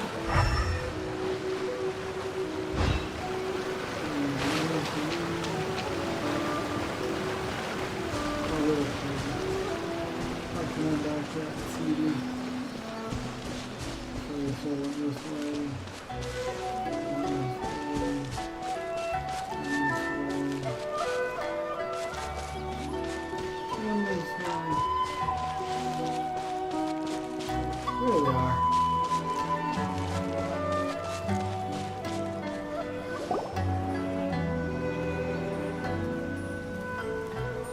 Stop, thief! You think you can get your stuff back with this bunch? You must be dreaming. Why, you better hope you have the courage of your convictions. Why wouldn't I, old man? Answer me this. You're one of those Outlander merchants, right? You trade association types are worms, coming over to our land, leeching off our people. Who's gonna leap to your defense, huh? Tell me, who's gonna stick their neck out for the likes of you?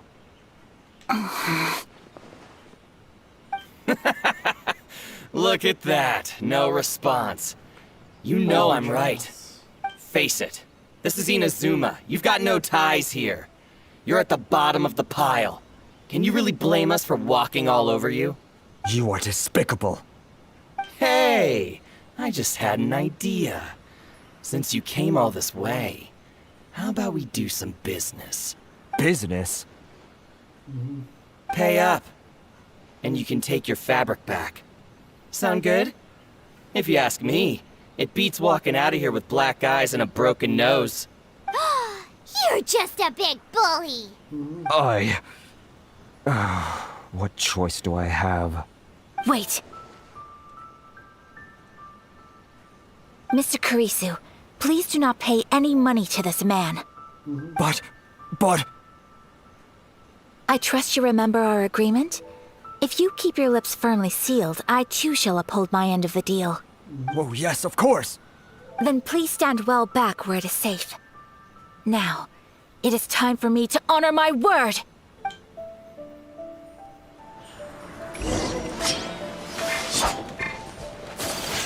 Take flight! Yeah! Ha! Ha! Go. Say no more! Ta! Ta! Yeah! To the ferry! Ha! Ha! Ta! Ha! Yeah! Unthinkable! Ta! Ta! Yeah! Ha! Ta! Yeah! Ta! Ha! Yeah! Yeah! To the ferry! Ha! Want a taste of my hammer? What a lucky day! My apologies! Boom! Have a You're little taste. toast!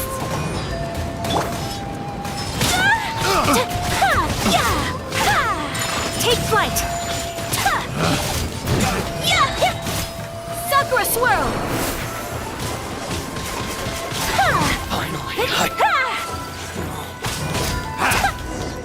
Be their ass. Well, that's resolved then. No, please, It was nothing. I was simply doing my duty. Miss Kamisato! Traveler! Are you hurt? Nope. Don't worry, we're fine. The vagrants left in quite a hurry. It would seem they didn't have time to take anything with them. I believe your stolen goods should all be here. Thank you. Thank you so much. You'd best do a count. 6, 8, 10. Yep, it's all here. Nice. Great! Now we can finally buy some silk. Buy silk? You mean you need some of the silk here? This was indeed our intent. Don't get us wrong, though. That's not the reason we helped you out. Even if it were just a few carrots or cabbages, chances are we still would have helped you get them back. Paimon thinks we're pretty lucky. If we arrived any later, our chances of getting silk in Inazuma would have been 0. I honestly can't thank you all enough. Please, say no more. You need silk? I'll pick out a piece for you right away.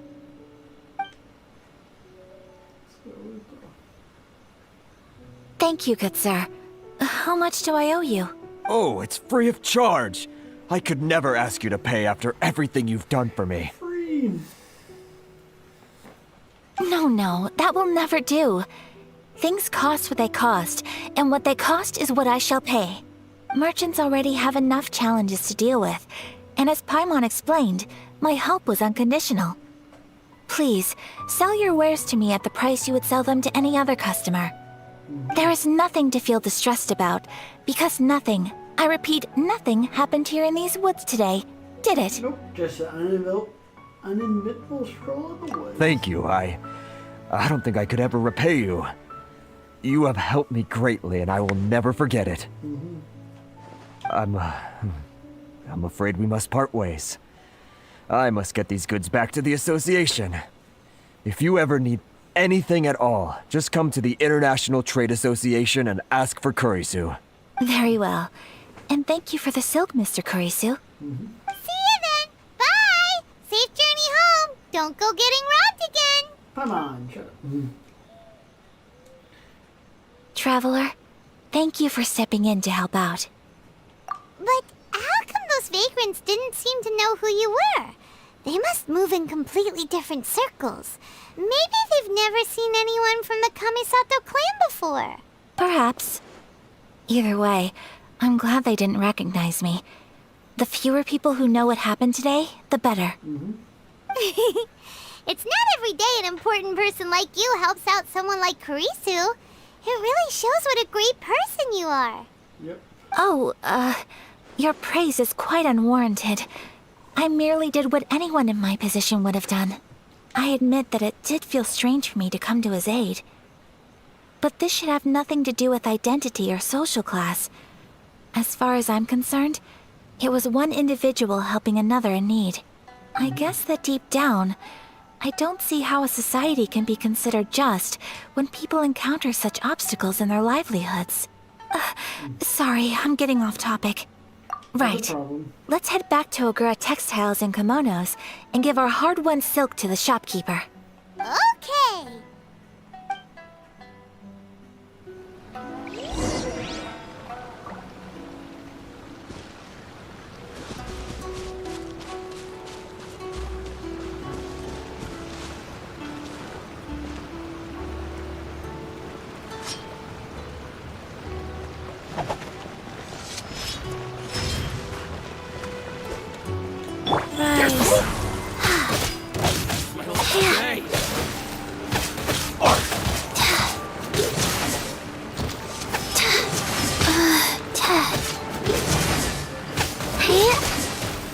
Bow your head.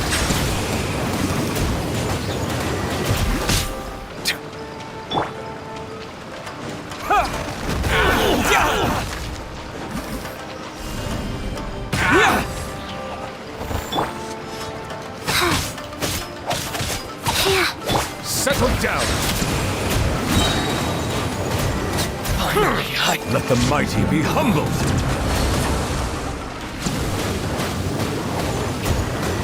To the very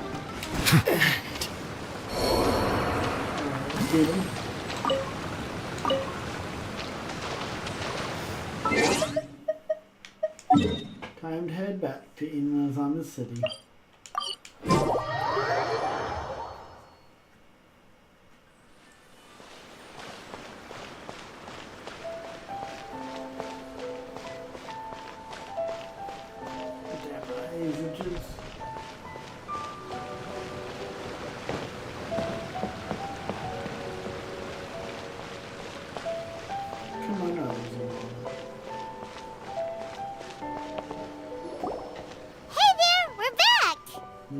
Welcome back! So, any luck at the International Trade Association? Did they have any silk in stock? Yes, they did. Here. Excellent news! So, apart from the silk, I think everything else I need I've got in store already. I just need to go and take stock of our materials. It won't take me a moment. I'll be right back. They better all be there. After the stuff we just went through, it better be. I do hope nothing else is missing. Traveler, on the subject of garments, I've been meaning to acquire a new outfit for you, too. It's just, I wasn't sure how you'd feel about the idea of dressing in Inazuman attire. Oh, are you sure? Is that so?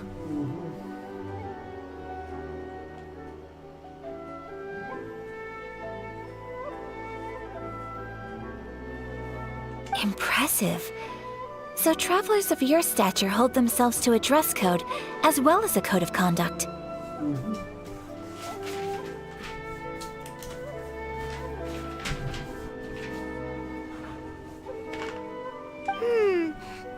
like when you're away from home, you've got to live by certain rules to survive, whether you like it or not.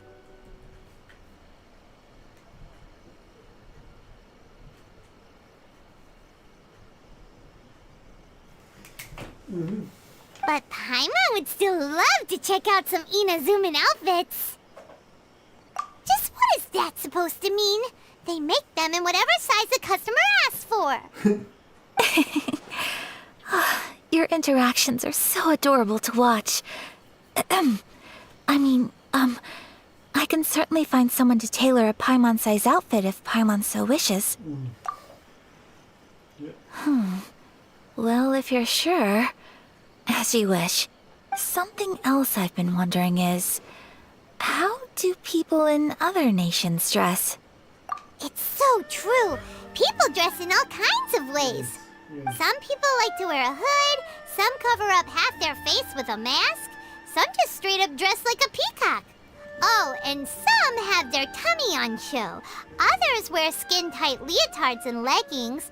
If you can imagine it, Paimon guarantees that someone out there is wearing it. Really? So there is no single standard and people just dress however they like? Yep. So fascinating. Somehow, I feel a little envious. Wait, so you want to dress like a peacock now? No, of course not.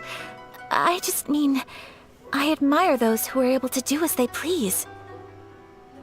I would very much like to travel across the 7 nations and see how people live. Sorry to keep you waiting. I've checked my inventory. Thank you. Is there anything else you're missing? Fortunately not. I have all the materials I need. As for the size, would you like me to go by the dimensions given on the design? Yes, please.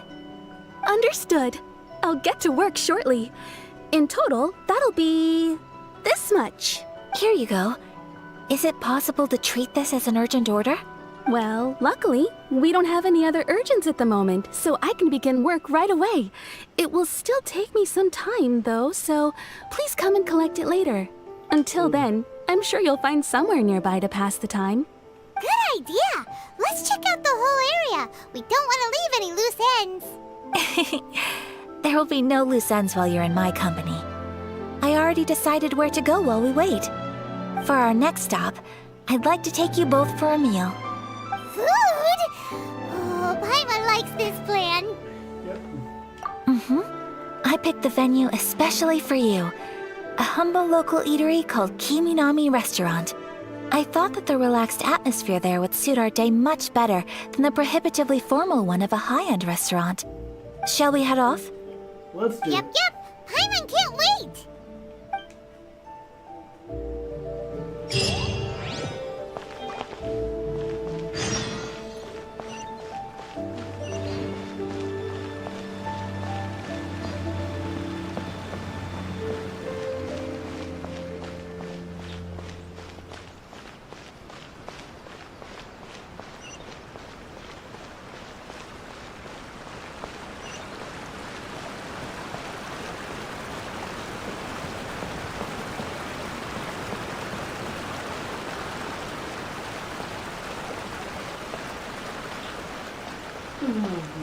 Hopefully we have some good peeps.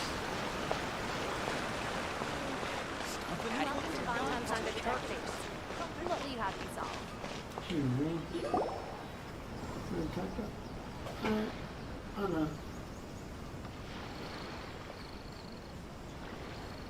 Are we here? Ooh, it's one of those street side places. Looks cute and cozy. Welcome! Oh, Miss Kiminami, how do you do? Ah, Miss Kamisato. Perfect timing. Your booking was for... well, right now. I believe so. We'll be sticking to the order I placed in advance. As for the other matter we discussed, thank you for your help. Excellent. No problem. And everything you asked for is ready and waiting. Traveler, tiny customer, please wait here for a moment while I prepare your food. Go ahead and take a seat. There is something I need to take care of, but I'll be back momentarily. It's nothing of that sort. I just have a few minor things I need to attend to. I won't be long.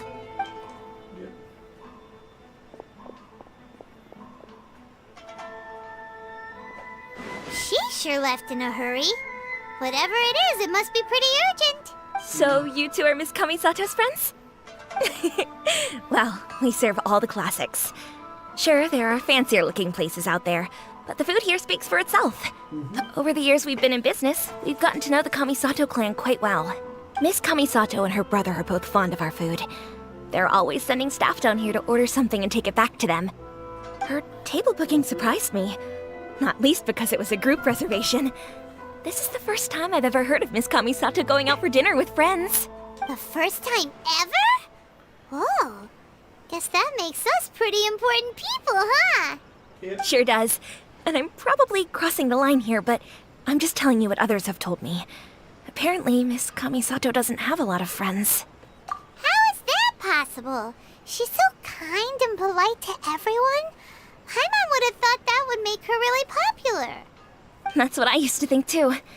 But it turns out the rules of social interaction are a bit more complicated than that. Nobody in the neighborhood has a bad word to say about her. They all say she's beautiful, elegant, graceful, not to mention that she belongs to one of the most illustrious clans in the land. In short, they see her as a model young lady. But that's just it. People look at her and they see a model of perfection, and they don't feel like that's something they can relate to. So the majority of kids from our ordinary families don't even try to talk to her. So you see, on paper, she sounds like a girl everyone would want to get to know. But in practice, she finds it difficult to make friends. Huh. Paimon never would have guessed. We don't speak all that much, but we do go quite a way back. I've always admired her for taking on so many responsibilities at such a young age. So it makes me really happy to see her here with friends today. Anyway, relax. Enjoy your meal. And please, talk to her as much as possible. I know she'll appreciate it. Consider it a favor for the whole neighborhood. Look after her for us. Huh? That sounded like Ayaka.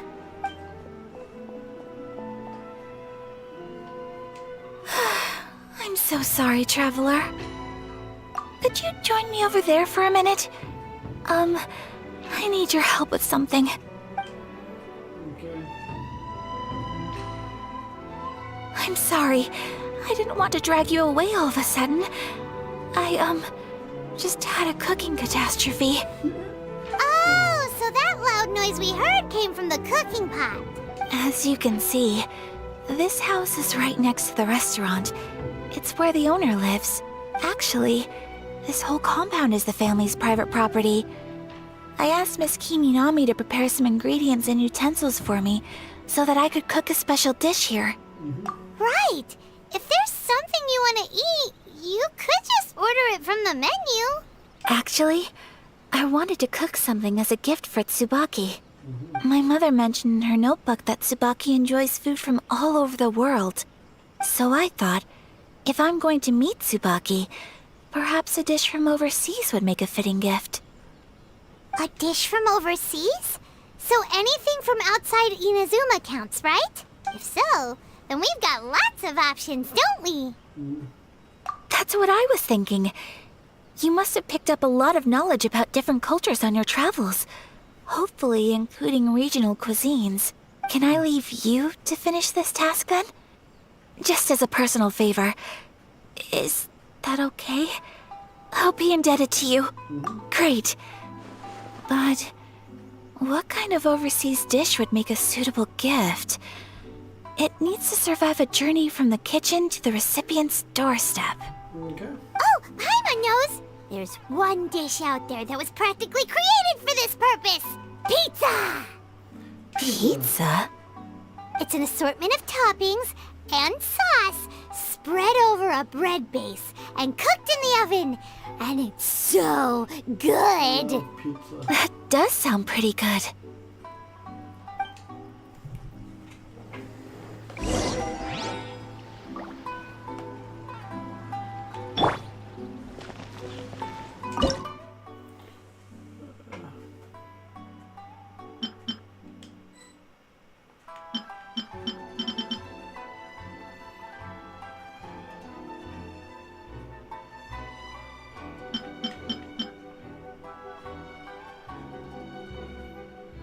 We're just missing cheese.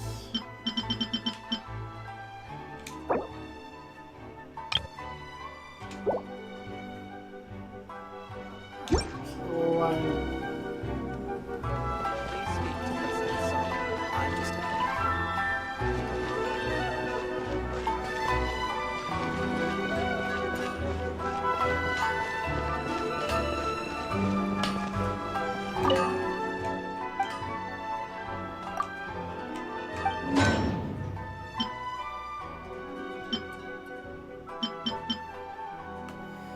Gotcha.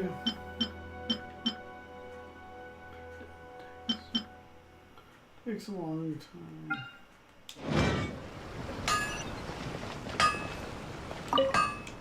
Which I have to sail.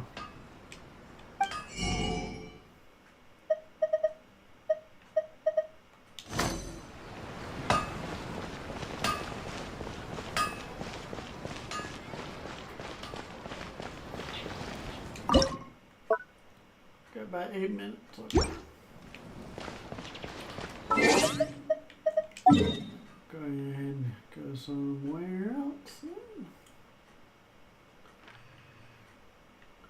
For a second, let that cook.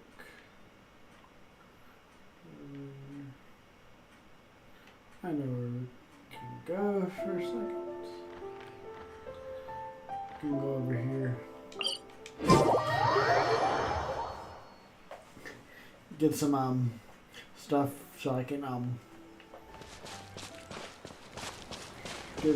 get everyone started.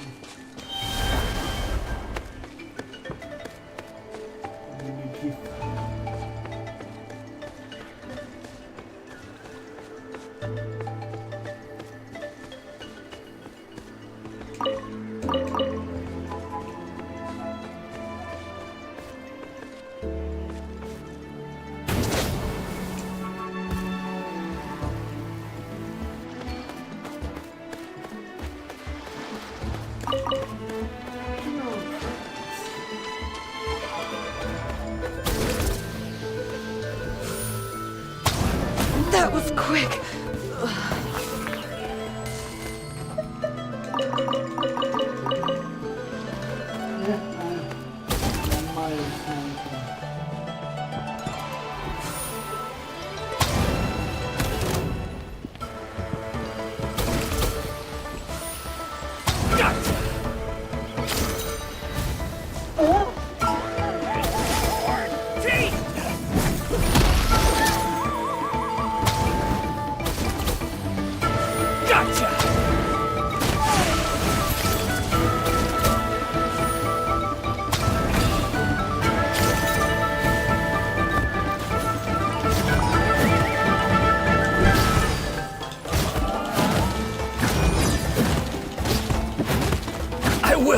Stand down.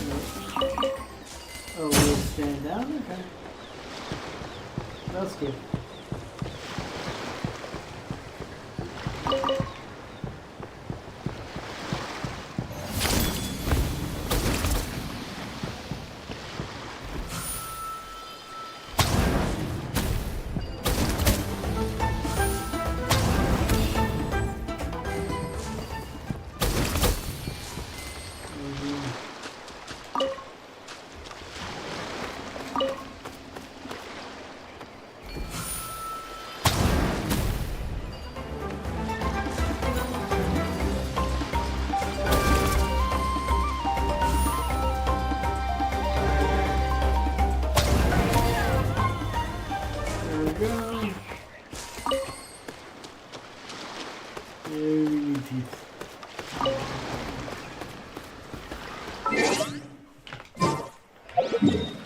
Press the wrong button. Okay. Do some of the boss fights off stream tomorrow.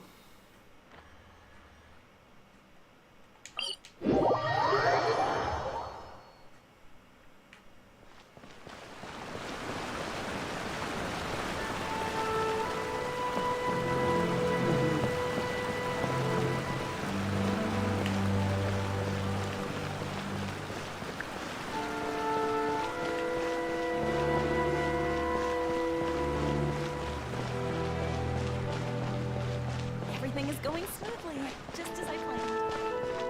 Welcome to Bonbon's Underworld.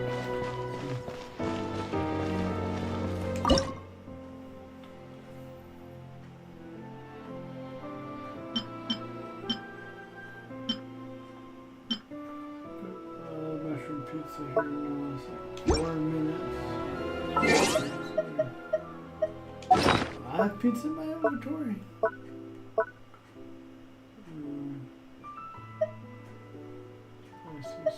We got fisherman's toast. What's that? I don't think I have food. But we got running steps. Macarons. Yeah, I was that. I don't think we have pizza. Gotta cook the pizza first, I believe. I'm gonna go do that. A fontaine for a second.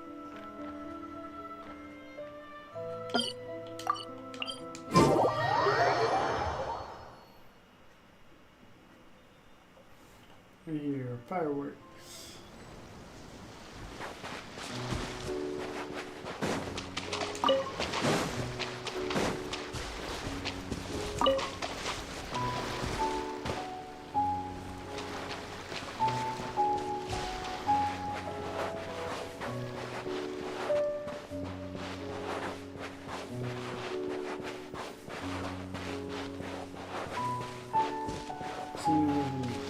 See. Killers on the side I can kill.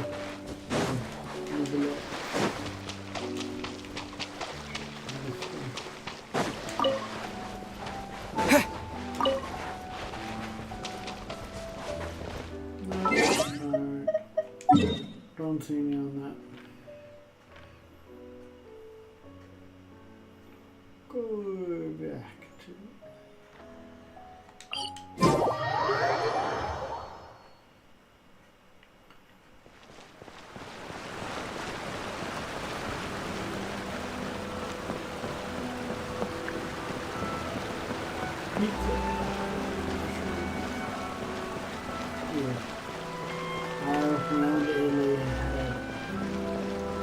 Mushroom with mushroom pizza there. That's so good.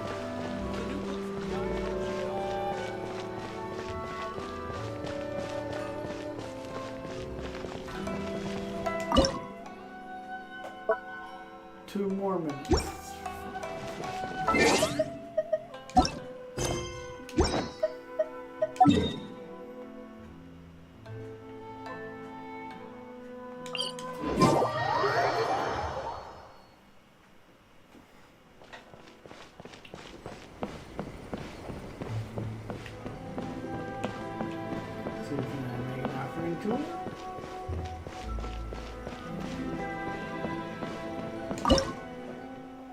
Now I need 6 more citrus.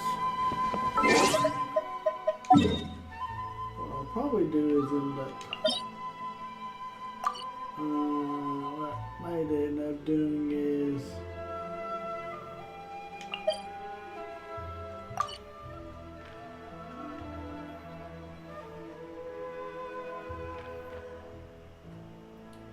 doing one of those one-time things off the map. I gotta choose that one.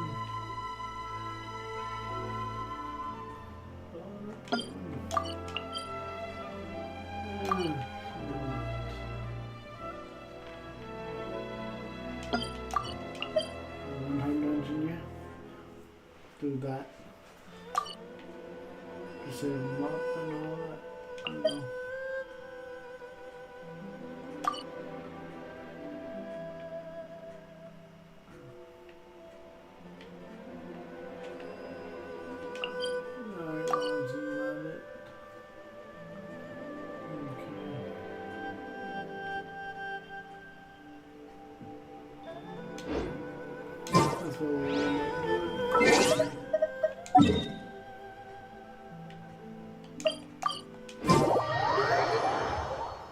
So we should, it should be close to having pizza.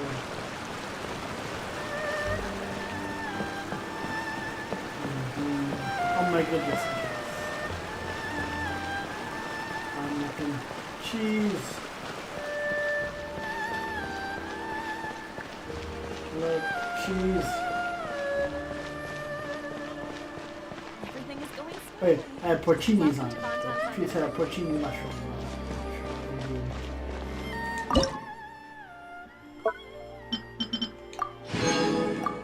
Alright, time to make the mushroom pizza.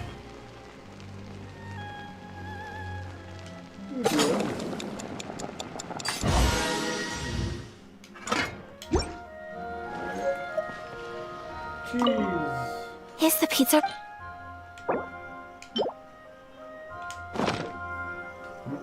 Yeah, it's ready. Oh, it's ready. Put some pork cheese on it. It smells delicious. You're an excellent cook, Traveler. I would love to be able to master dishes from all over the world. Well, all you need to learn is a recipe. We can bring you some more recipes in the future if you like. Great. I look forward to learning from your culinary expertise. How are you all doing? Whoa, is this... Miss Kamisato, this must be the dish you were talking about. Yes, an overseas dish cooked by the Traveler. Could I trouble you to package it for me? Sure, no problem. Oh, it smells good. I bet it tastes amazing. Oh, now I really want to put something like this on our menu. Want us to teach you how to make it? Oh, could you? The most satisfying meals are the ones you share with other people. So Paimon thinks that our friends in Mondstadt wouldn't mind us sharing this dish with Inazuma. Really? That's great. I've always wanted to learn how to cook some international dishes. If you can write down a recipe for me, I'll add it to our menu and put a promotion where everyone will see it. Since we've become a closed nation, people haven't had the chance to try anything new. Traveler, you're the best! I'll go pack up this dish for Miss Kamisato.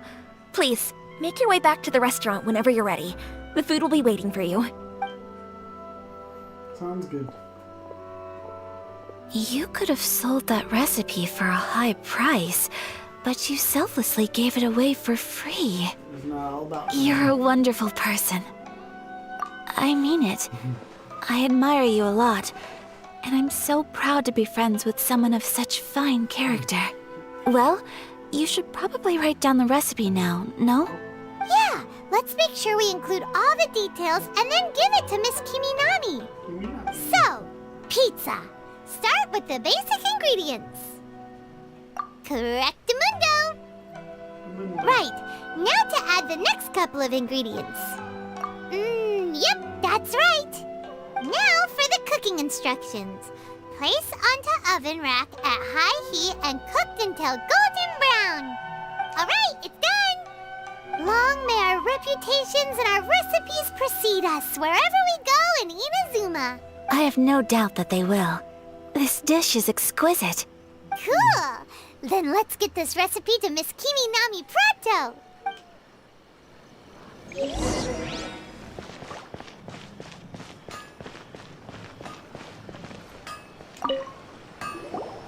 Hey! Have you written out the recipe? Here it is. Thank you! Wowie! This is so exciting. I want to make it right away. Traveler, Paimon, please accept my sincerest apologies for delaying your meal. That looks good. No problem! Food always tastes better when you've worked up an appetite. All right, let's dig in before it gets cold. Well, what do you think? Is Inazuman cuisine to your liking? It's amazing! Paimon loved this one! Oh, and especially that one over there! Yeah. Good. I'm relieved. When I was attempting to cook earlier on, did you chat with the owner at all? And did she, say anything about me? She did, but don't worry. She's just happy for you is all. She's happy for me? Oh, then she must have told you. Did she, what does it matter? I know just as well as anybody else that I've got no friends. Hey, it's not you. Most people just haven't had the chance to talk to you one-on-one before. Thank you for your comforting words, Paimon. It's all true, though. I just don't have very many friends. Most of the time I'm either accompanied by family or staff, so everyone must have found it quite a surprise to see me taking you out for a meal. Exactly! You've got at least 2 friends right here. Aww.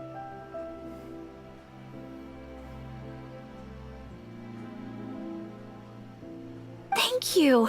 That makes me so happy. Excuse me. I'm forgetting myself. Hey now, expressing your feelings is the right thing to do.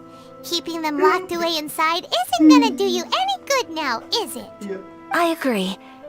So, I just want to say how happy I feel that you both see me as a true friend. Of course we do. That's always been our style. If someone's nice to us, we're nice to them too. Friendship can go a long way. Take your mom, for example. She wrote about Tsubaki in her notebook, and now it's made you want to find them too. Yes. I think friendship is an extremely precious thing, and ours is one that I will always treasure. While we're on the topic though, who is this Tsubaki person anyway? Well, I think I have an idea, but it's just speculative at this point. I'm all ears. I think that Tsubaki might be a fox envoy. A fox envoy? Yes, that's what I think. Even I, my mother's own daughter, had never even heard of this friend before. It just seems so mysterious. So I think it must be someone with transcendent abilities who doesn't show themselves very often. And fox envoys are nothing new. Stories have been told about them in Inazuma since ancient times. You must have met Kuji Yae before. Well, she's a fox envoy. That got me thinking. Maybe there are fox envoys out there in Inazuma that people just don't know about. And maybe Tsubaki is one of them. Whoa! So Inazuma also has supernatural beings? When you say also... Well, before Inazuma, we spent some time in Liyue. They have lots of supernatural beings there, like the Adepti. All kinds of them too. Up in the sky, down below the ground, in the water. Really? I've come across such things being asserted in books, but to hear someone talk about it from first-hand experience is extremely surprising. So Liyue lives up to its reputation. Its culture has a long history and gives rise to the most beautiful legends. Quite captivating. You should come visit Liyue with us sometime. The best part is, they have loads and loads of delicious delicacies. Really? I would love that. Dude, I'm getting hungry. Speaking of delicacies, Traveler, Paimon, have you eaten your fill? Oh, Paimon has. Excellent. Then let's collect the kimono. Then we can pay a visit to my mother's mysterious and transcendent friend. Cool.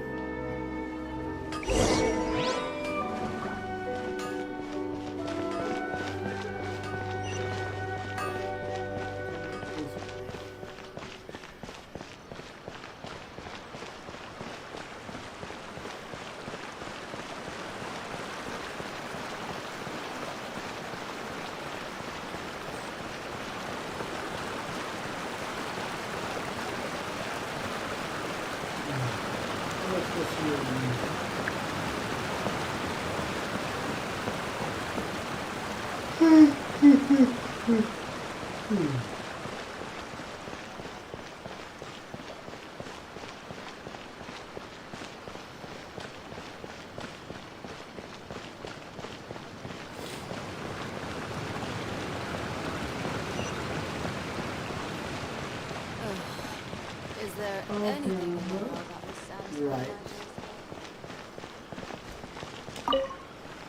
Your garment is ready, Miss Kamisato. I've folded and packaged it for you. Oh, and the other item we discussed?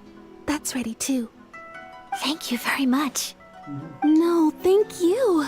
It is a beautiful piece of clothing, and it was a pleasure to work on. See you again next time. Let's go. Traveler, I have a gift for you. Whoa, looks super fancy. Is that for wearing in your hair? It's a hairpin in the style of a white heron. As well as a hair accessory, you can also use it as an ornament. I couldn't ask for your help and offer nothing at all in return. So this is my gift to you. I'm glad you like it. Speaking of white herons, that's what your title means, doesn't it? Shirasagi Himegimi. So this gift is like a little piece of yourself. It's just as elegant and beautiful as you are. I didn't know that's what it meant. You flatter me, Paimon. If this gift reminds you of me, that is all I could ask for. It definitely will. Alright, well, now we've got what we came for. We can set off. Time to go meet Tsubaki. Let's go down.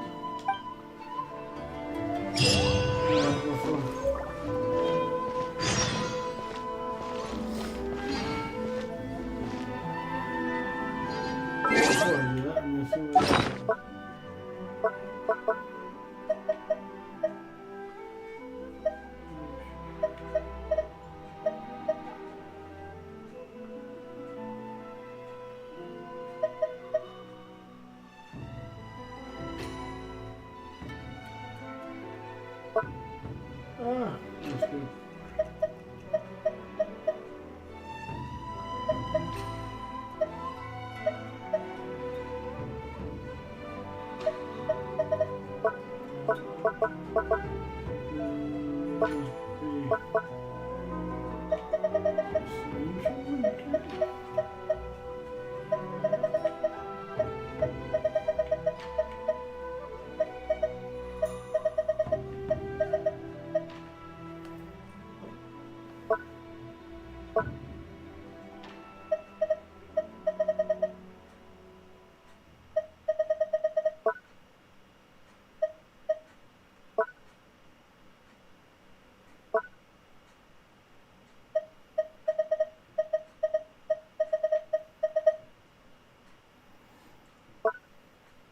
Oh, okay.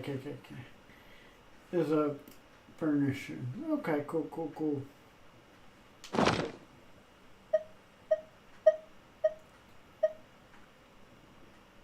Oh yeah, no.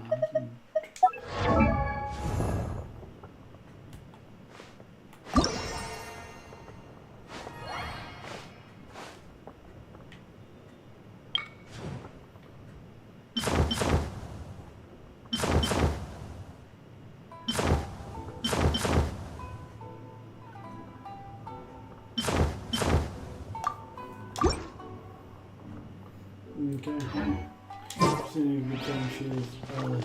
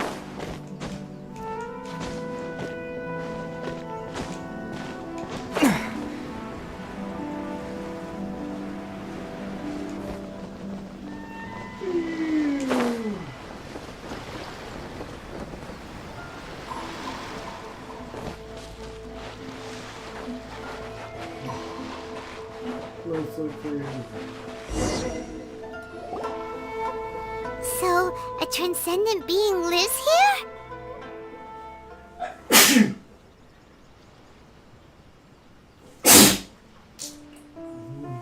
Ooh. If someone lives here, then why is it so chilly? I'm asking myself the same question. How strange.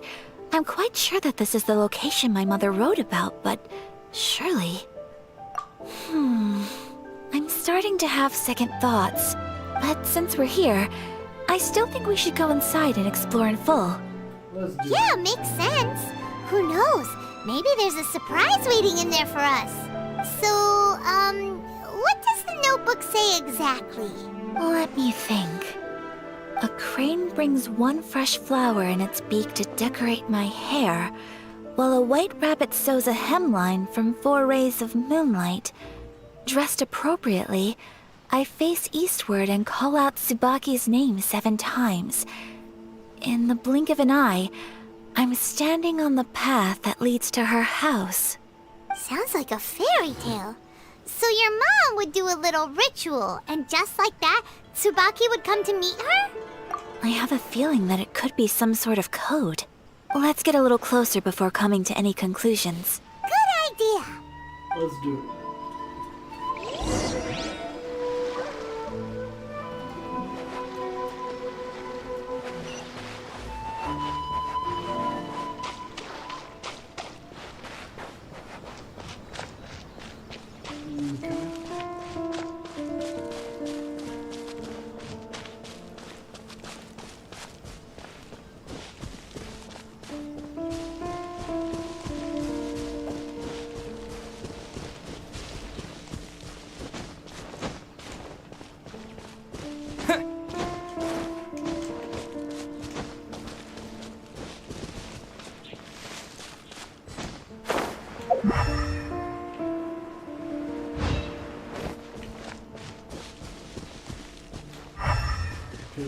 It might be over, here.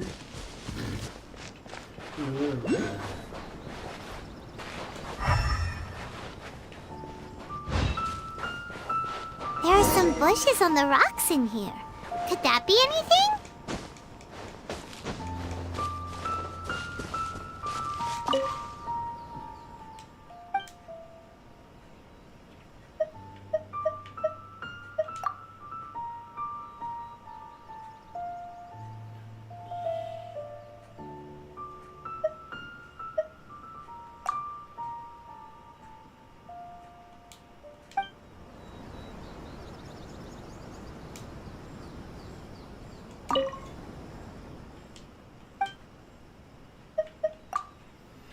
Two.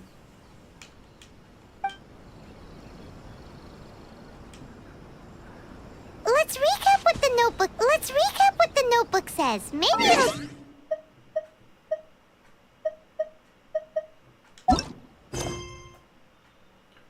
So 4. It's 4, so that's...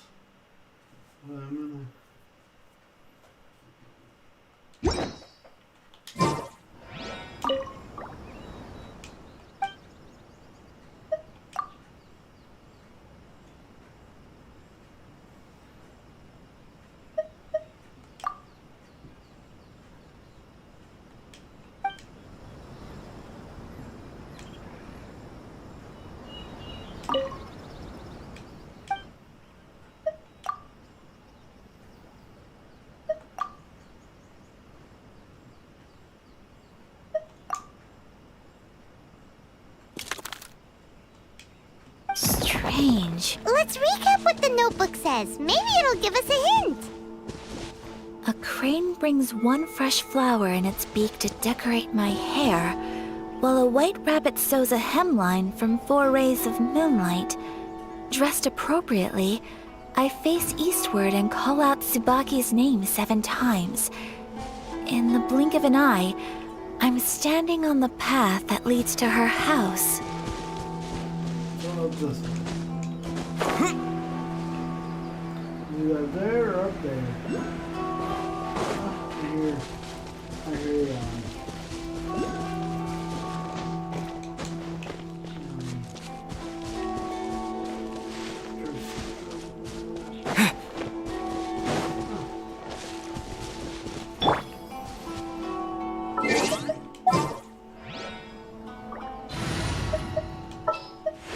Where to?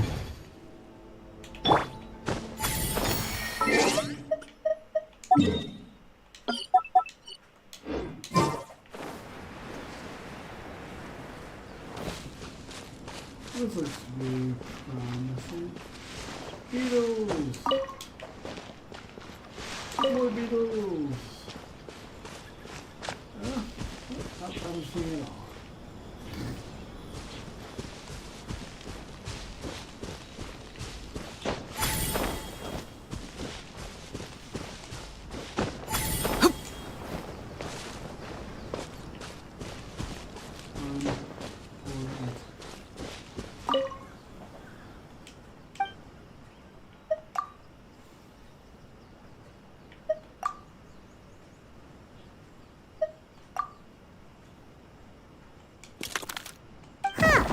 nobody here.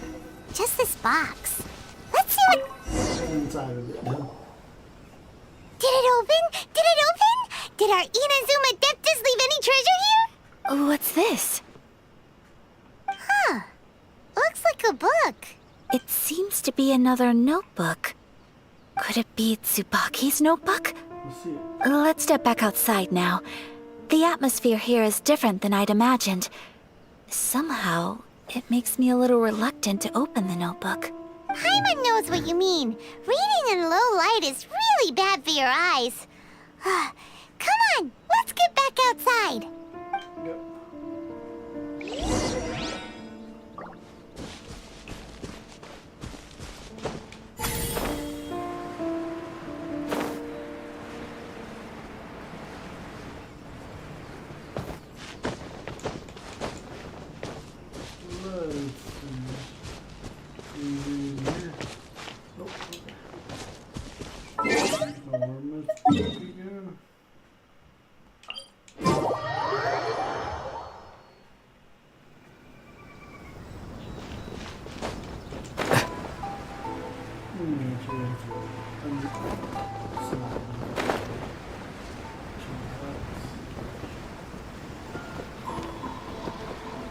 This way.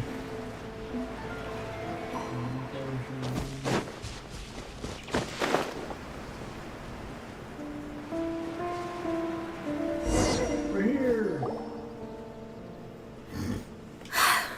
Here will do just fine. Alright, let's see what the notebook says. Ooh, Paimon bets it's all about mysterious treasure. So exciting! What is it? Why are you whispering all of a sudden? You're making Paimon nervous.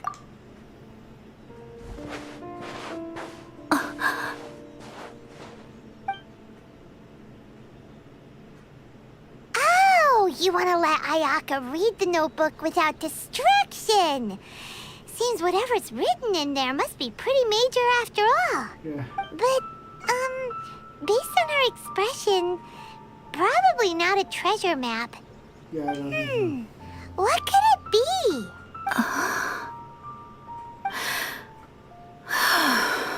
Traveler, Paimon, sorry to keep you waiting so long. No worries, it wasn't long at all. You're a very fast reader. Yes, I have. I think I have to share the truth of this notebook with you both. Yes. Even though the contents are completely different than what I was expecting. Different how? You mean it wasn't a Fox Envoy who wrote this? Not a Fox Envoy, no. It turns out that Tsubaki's real identity is my mother herself. Huh? Surprised? Me too. But that's what it says at the very beginning of the notebook. Tsubaki and I are the same person, and yet we are different. When I become Tsubaki, I stop being Kamisato Kayo and become the most ordinary woman in the world. What follows in these pages is the ordinary, everyday life of a regular person. Nothing more, nothing less. This notebook is, for the most part, a collection of my mother's musings, both private and trivial.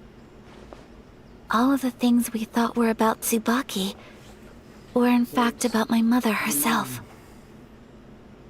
So, that means that the kimono design and the international dishes...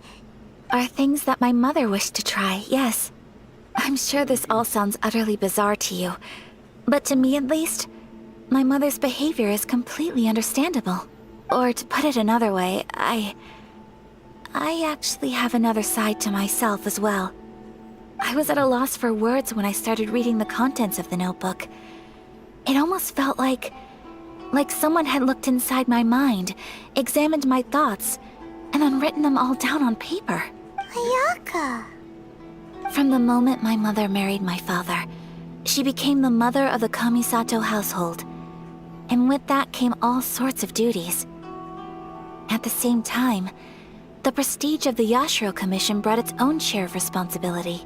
On top of that, every action she ever took was seen as representing the Kamisato clan. People were always watching her. Under such circumstances, she never had much time to do the things she really wanted to do. After my parents passed away, Ayato and I took over responsibility for the affairs of the clan.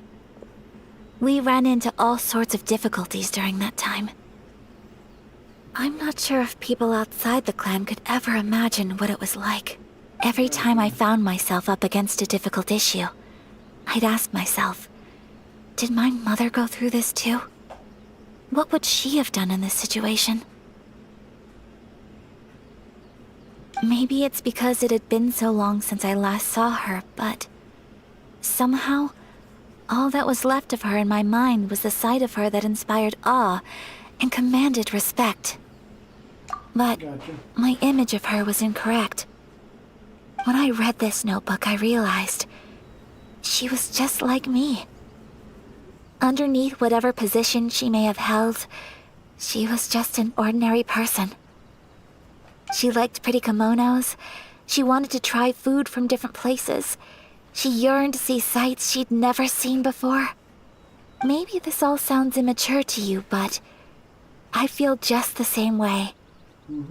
Mother wrote that she'd always wanted to go to a local Inazuman festival. She said that sometimes, on a clear night, if you looked out from our house, you could see lights off in the distance. I've seen those lights too. It looks so lively with so many people. And it's so brightly lit, it makes the whole sky glow. But for someone of my position to just show up at a festival with no warning, it could be considered improper etiquette. Especially in my parents' generation, when the Yashiro Commission didn't have a particularly close relationship with the populace. Even if no one stopped us, the idea of the Yashiro Commission going out into the crowd, it'd certainly draw some strange looks. People would probably start thinking there was trouble afoot. Mother said that she didn't want to put people on edge. She wanted everyone to enjoy the fun and freedom of the festival. She didn't want to disturb them, and didn't have much free time anyway, so she never went. Not even once. Aw, so the kimono design, that must have been the outfit she planned on wearing if she ever did go to a festival, right? That's right. I think so. And sometimes, festivals sell international food. She wanted to try that too. I hope this isn't a disrespectful thing to say, but I never knew my mother was so in touch with her inner child. Sonny, sometimes you got to. Well, that's not disrespectful at all. Paimon thinks your mom was the best of both. A big softy on the inside and a big sense of responsibility on the outside. Without knowing it, I've ended up fulfilling several of my mother's wishes already. But going to a festival is the one thing that I cannot do for her. Perhaps this is one thing that can simply never be. I understand. Thank you. I think I realize something now. Mother and I are so similar in so many ways. The things she faced are things that I too will go on to face. She chose to place her unfulfilled wishes onto the identity of Tsubaki. As for me, I've already decided. Oh, so you decided on an alter ego too? No, I don't plan to do anything like that. I think I will set myself a new goal. To live each day without regrets. That's what a lot of people do. So, Traveler, Deep breaths, Sayaka. Deep breaths. That face. Would you be at all interested in checking out an Inazuman festival? Paimon's been dying to go ever since we saw that poster. Paimon would love to go with you, Ayaka. Hey, come on, don't make fun. It's just because I used to have the same concerns my mother did. But now, I don't think I need to worry about it so much. I'm going to be true to myself and fulfill the wish that my mother and I shared. I know that you of all people can understand me going my own way on this. So, let's do this, you and me. Let's go to a festival together. Let's go. Paimon wants to come! Festivals here have loads of tasty snacks too, right? Oh, and fun and games! Great. Thanks, you guys. If we head over now, we should still make it in time. Oh, good point! Today is the last day, right? What are we waiting for? Let's go! Let's go.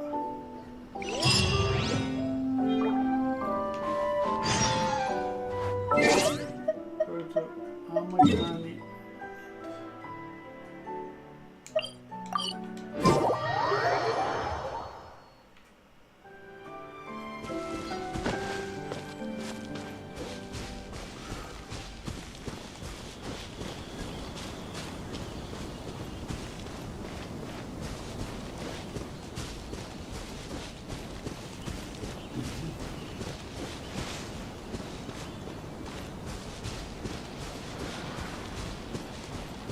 It's my lucky day. Oh. Farewell. Bow your head.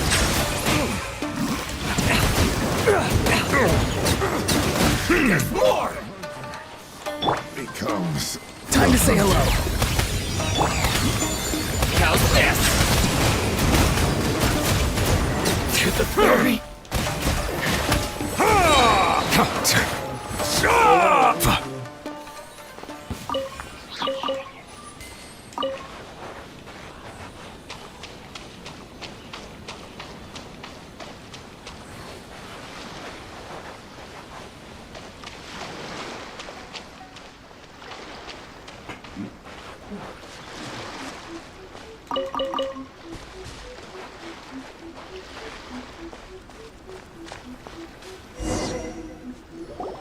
We're here! But it doesn't seem as lively as Paimon imagined. What's going on? Since it's the final day, many of the visitors must have already returned home. I've heard that the peddlers often close up shop earlier on the last day because there are fewer people around. I'll go and ask. Whatever happens, I at least need to go inside just this once. That's the way to go. We'll be right there with you. Let's go look.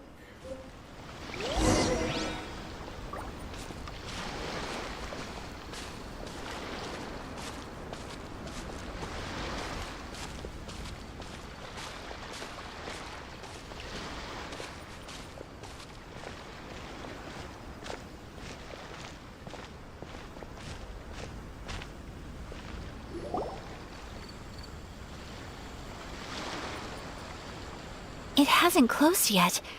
It's just that there aren't many people left. Let's hurry and see as much as we can. Hey, look at that stall! They have so many masks!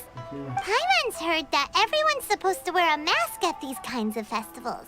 Is that rule still around nowadays, or...? That used to be the custom, yes. And today, it's still a popular way to dress up during festivals. But it's not a hard and fast rule. Hey! Is that who I think it is? Miss Kamisato, right? Greetings. People seem to recognize Ayaka wherever we go. Guess that's just what it's like when you're a famous Inazuman. But of course! The Kamisato clan leads the Yashiro Commission. It's one of the most well-known clans in Inazuma. Not least because back when Master and Miss Kamisato had just taken over the family's affairs, they used to make public appearances all the time. Some of the younger generations have never even seen Miss Kamisato in person before. Being the age I am, I'm lucky enough to have seen her on many occasions over the years. You're too kind. My brother and I simply go where we must to fulfill our duties. But this is the first time I've seen anyone from your family at a festival. There must be some official business, I take it. Oh, there isn't actually. Today, I'm taking my traveler friend here around to see the sights. Oh, a traveler? Huh. Now that you mention it, you do look like you've come a long way to get here. You can say that. First time in Inazuma? Hope you enjoy yourself, young one. Ah, excuse me 1 second. Hey everyone, listen up! Don't close up yet! Miss Kamisato has come to join the festival! Yay! No, it's not like that. Please, there's no need to make a fuss.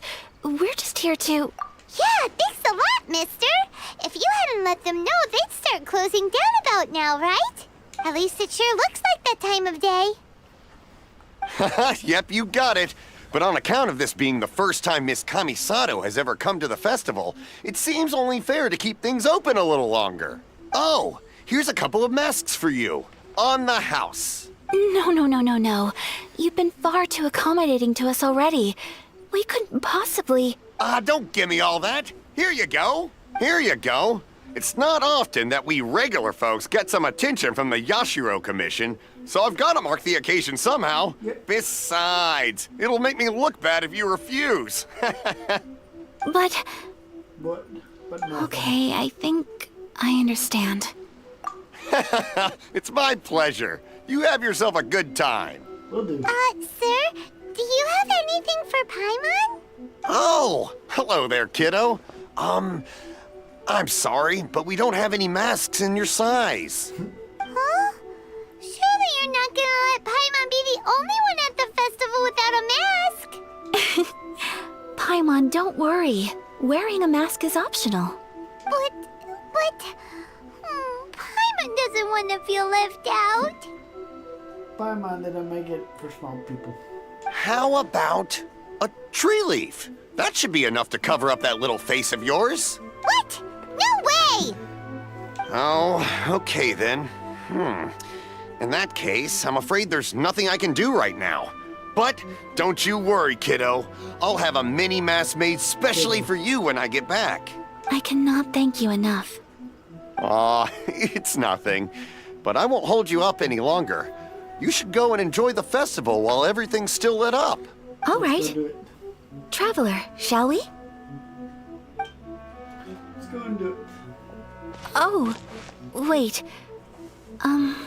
Just one thing. I need to explain myself. I got a little nervous back there and I just made up any old excuse. But don't think of this as me taking you sightseeing, please. I brought you here because I genuinely wanted to spend time with you. Okay, great. Let's go do it.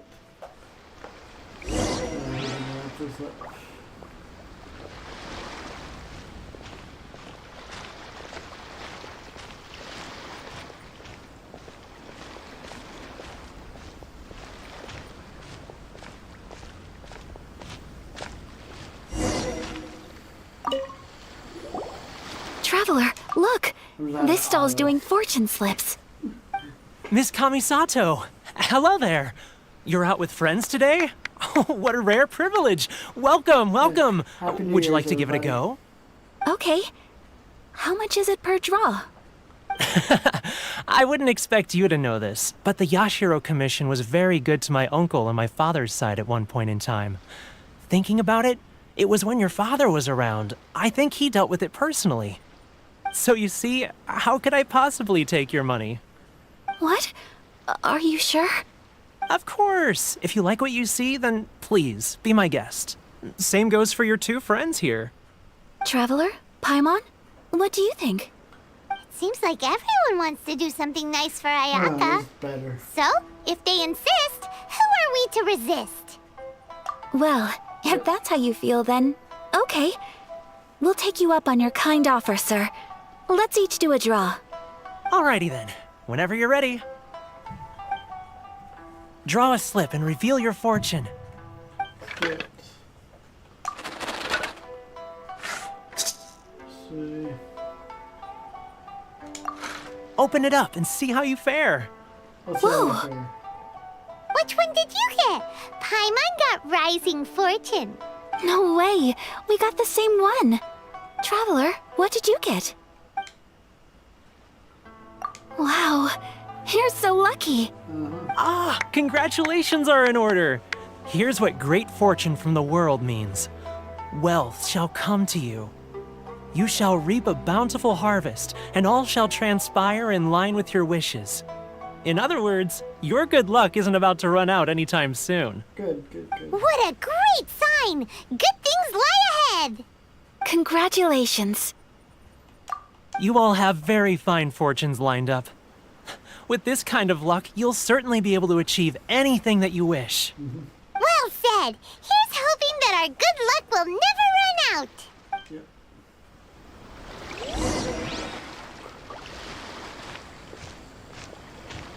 Food vendor out here. Going to the vendors.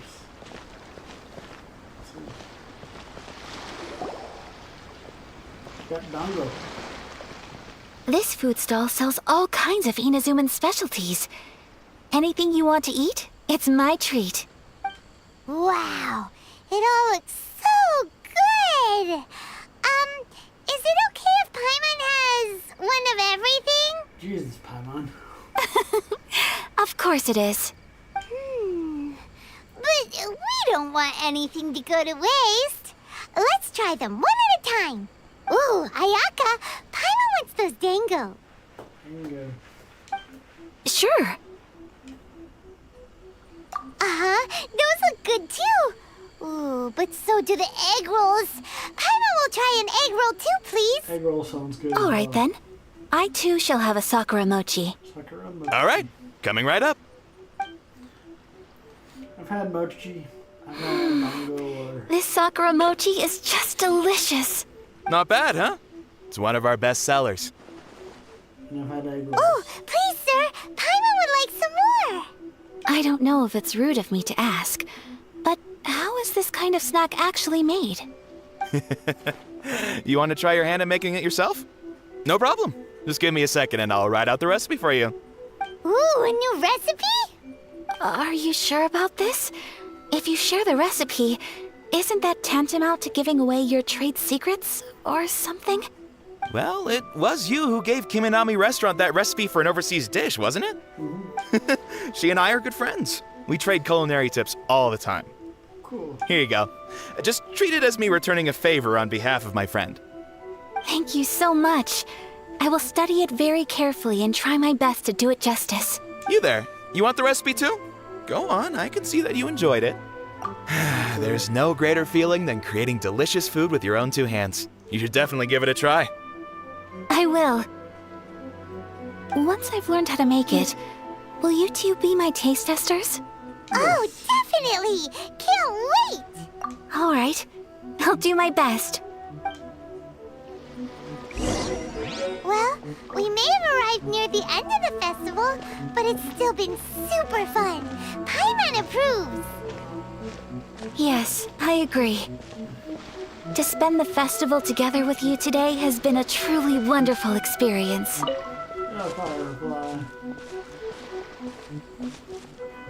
This stall sells prayer plaques. It's an Inazuman tradition. You draw your wish onto a pentagonal piece of wood called a prayer plaque, and pray that it will come true. Sounds similar to the way people in Liyue release lanterns during Lantern Rite. Those are used for making wishes too. Welcome. Looking for prayer plaques?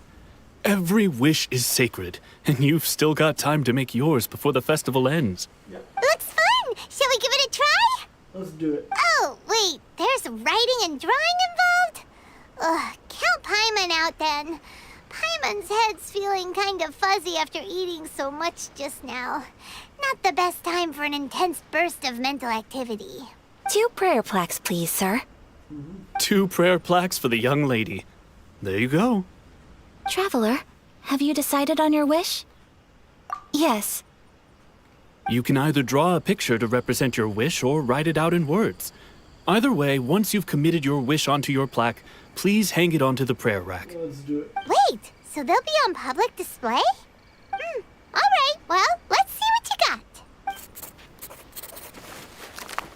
That will do for mine. May I see yours? This is you and your sister, isn't it? Yeah, and that looks like friends. It's lovely. You'll be back together one day. Paimon believes it, and you should too. I believe it too. Your wish will surely come true. And I will keep you in my prayers. Ayaka, what did you draw? Is that Tenchukaku? That's right. I wish for peace and happiness for everyone in Inazuma, and good health for my family and friends. I do hope that wish can come true. Thank you. That gives me hope. I think that might be all we have time for today. Aw, it's time to leave already? Yep. I'm afraid so. The festival is coming to a close. Time flies when you're having fun. It seems to flow away from you like a rushing river. It's time to leave. Yep, unfortunately.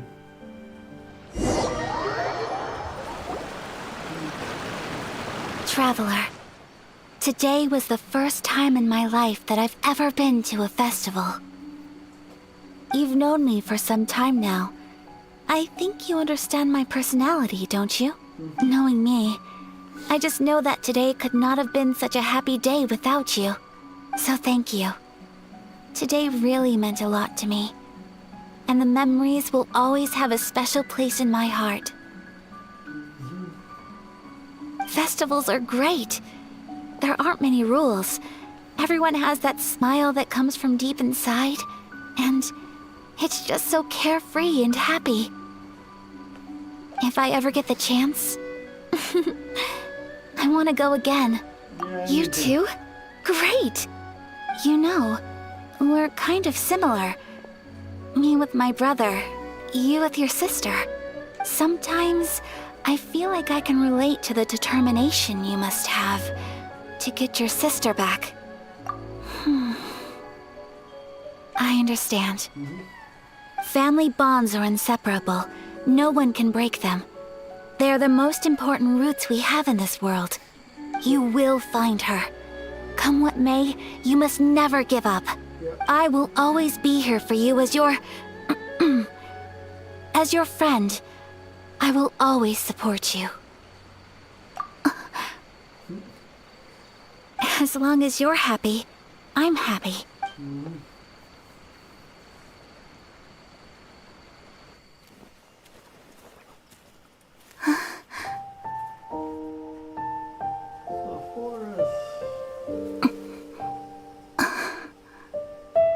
Oh, Traveler. There's something that I'd like to do. If you could spare me yet another moment. Let's go do it.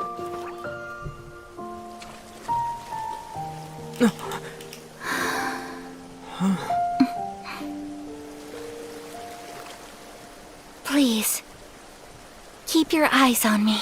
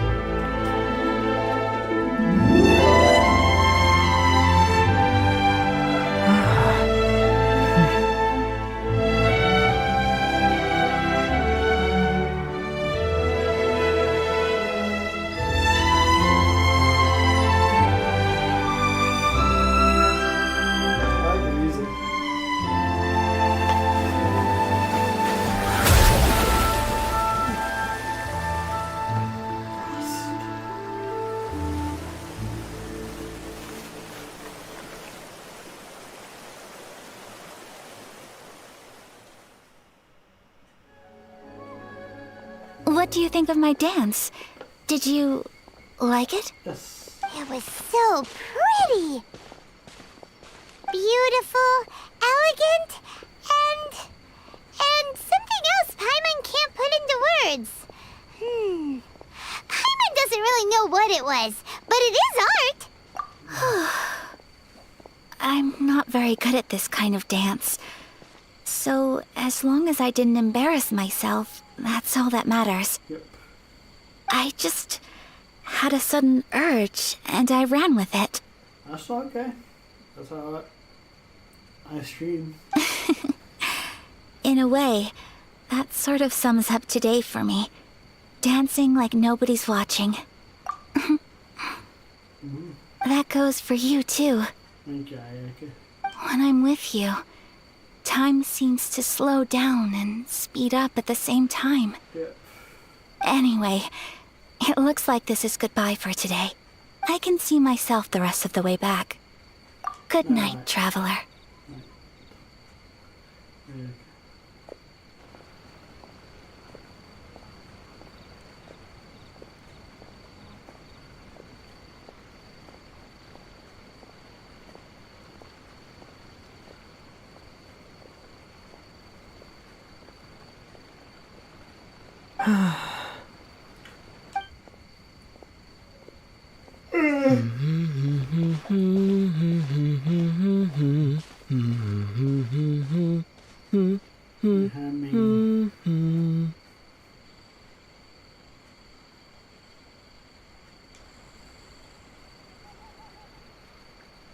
The moon is up.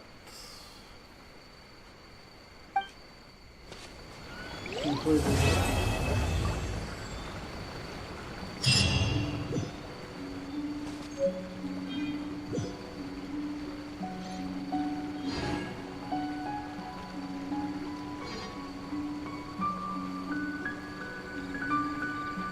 Alright, I am gonna call it here. Thank you for joining me today. I will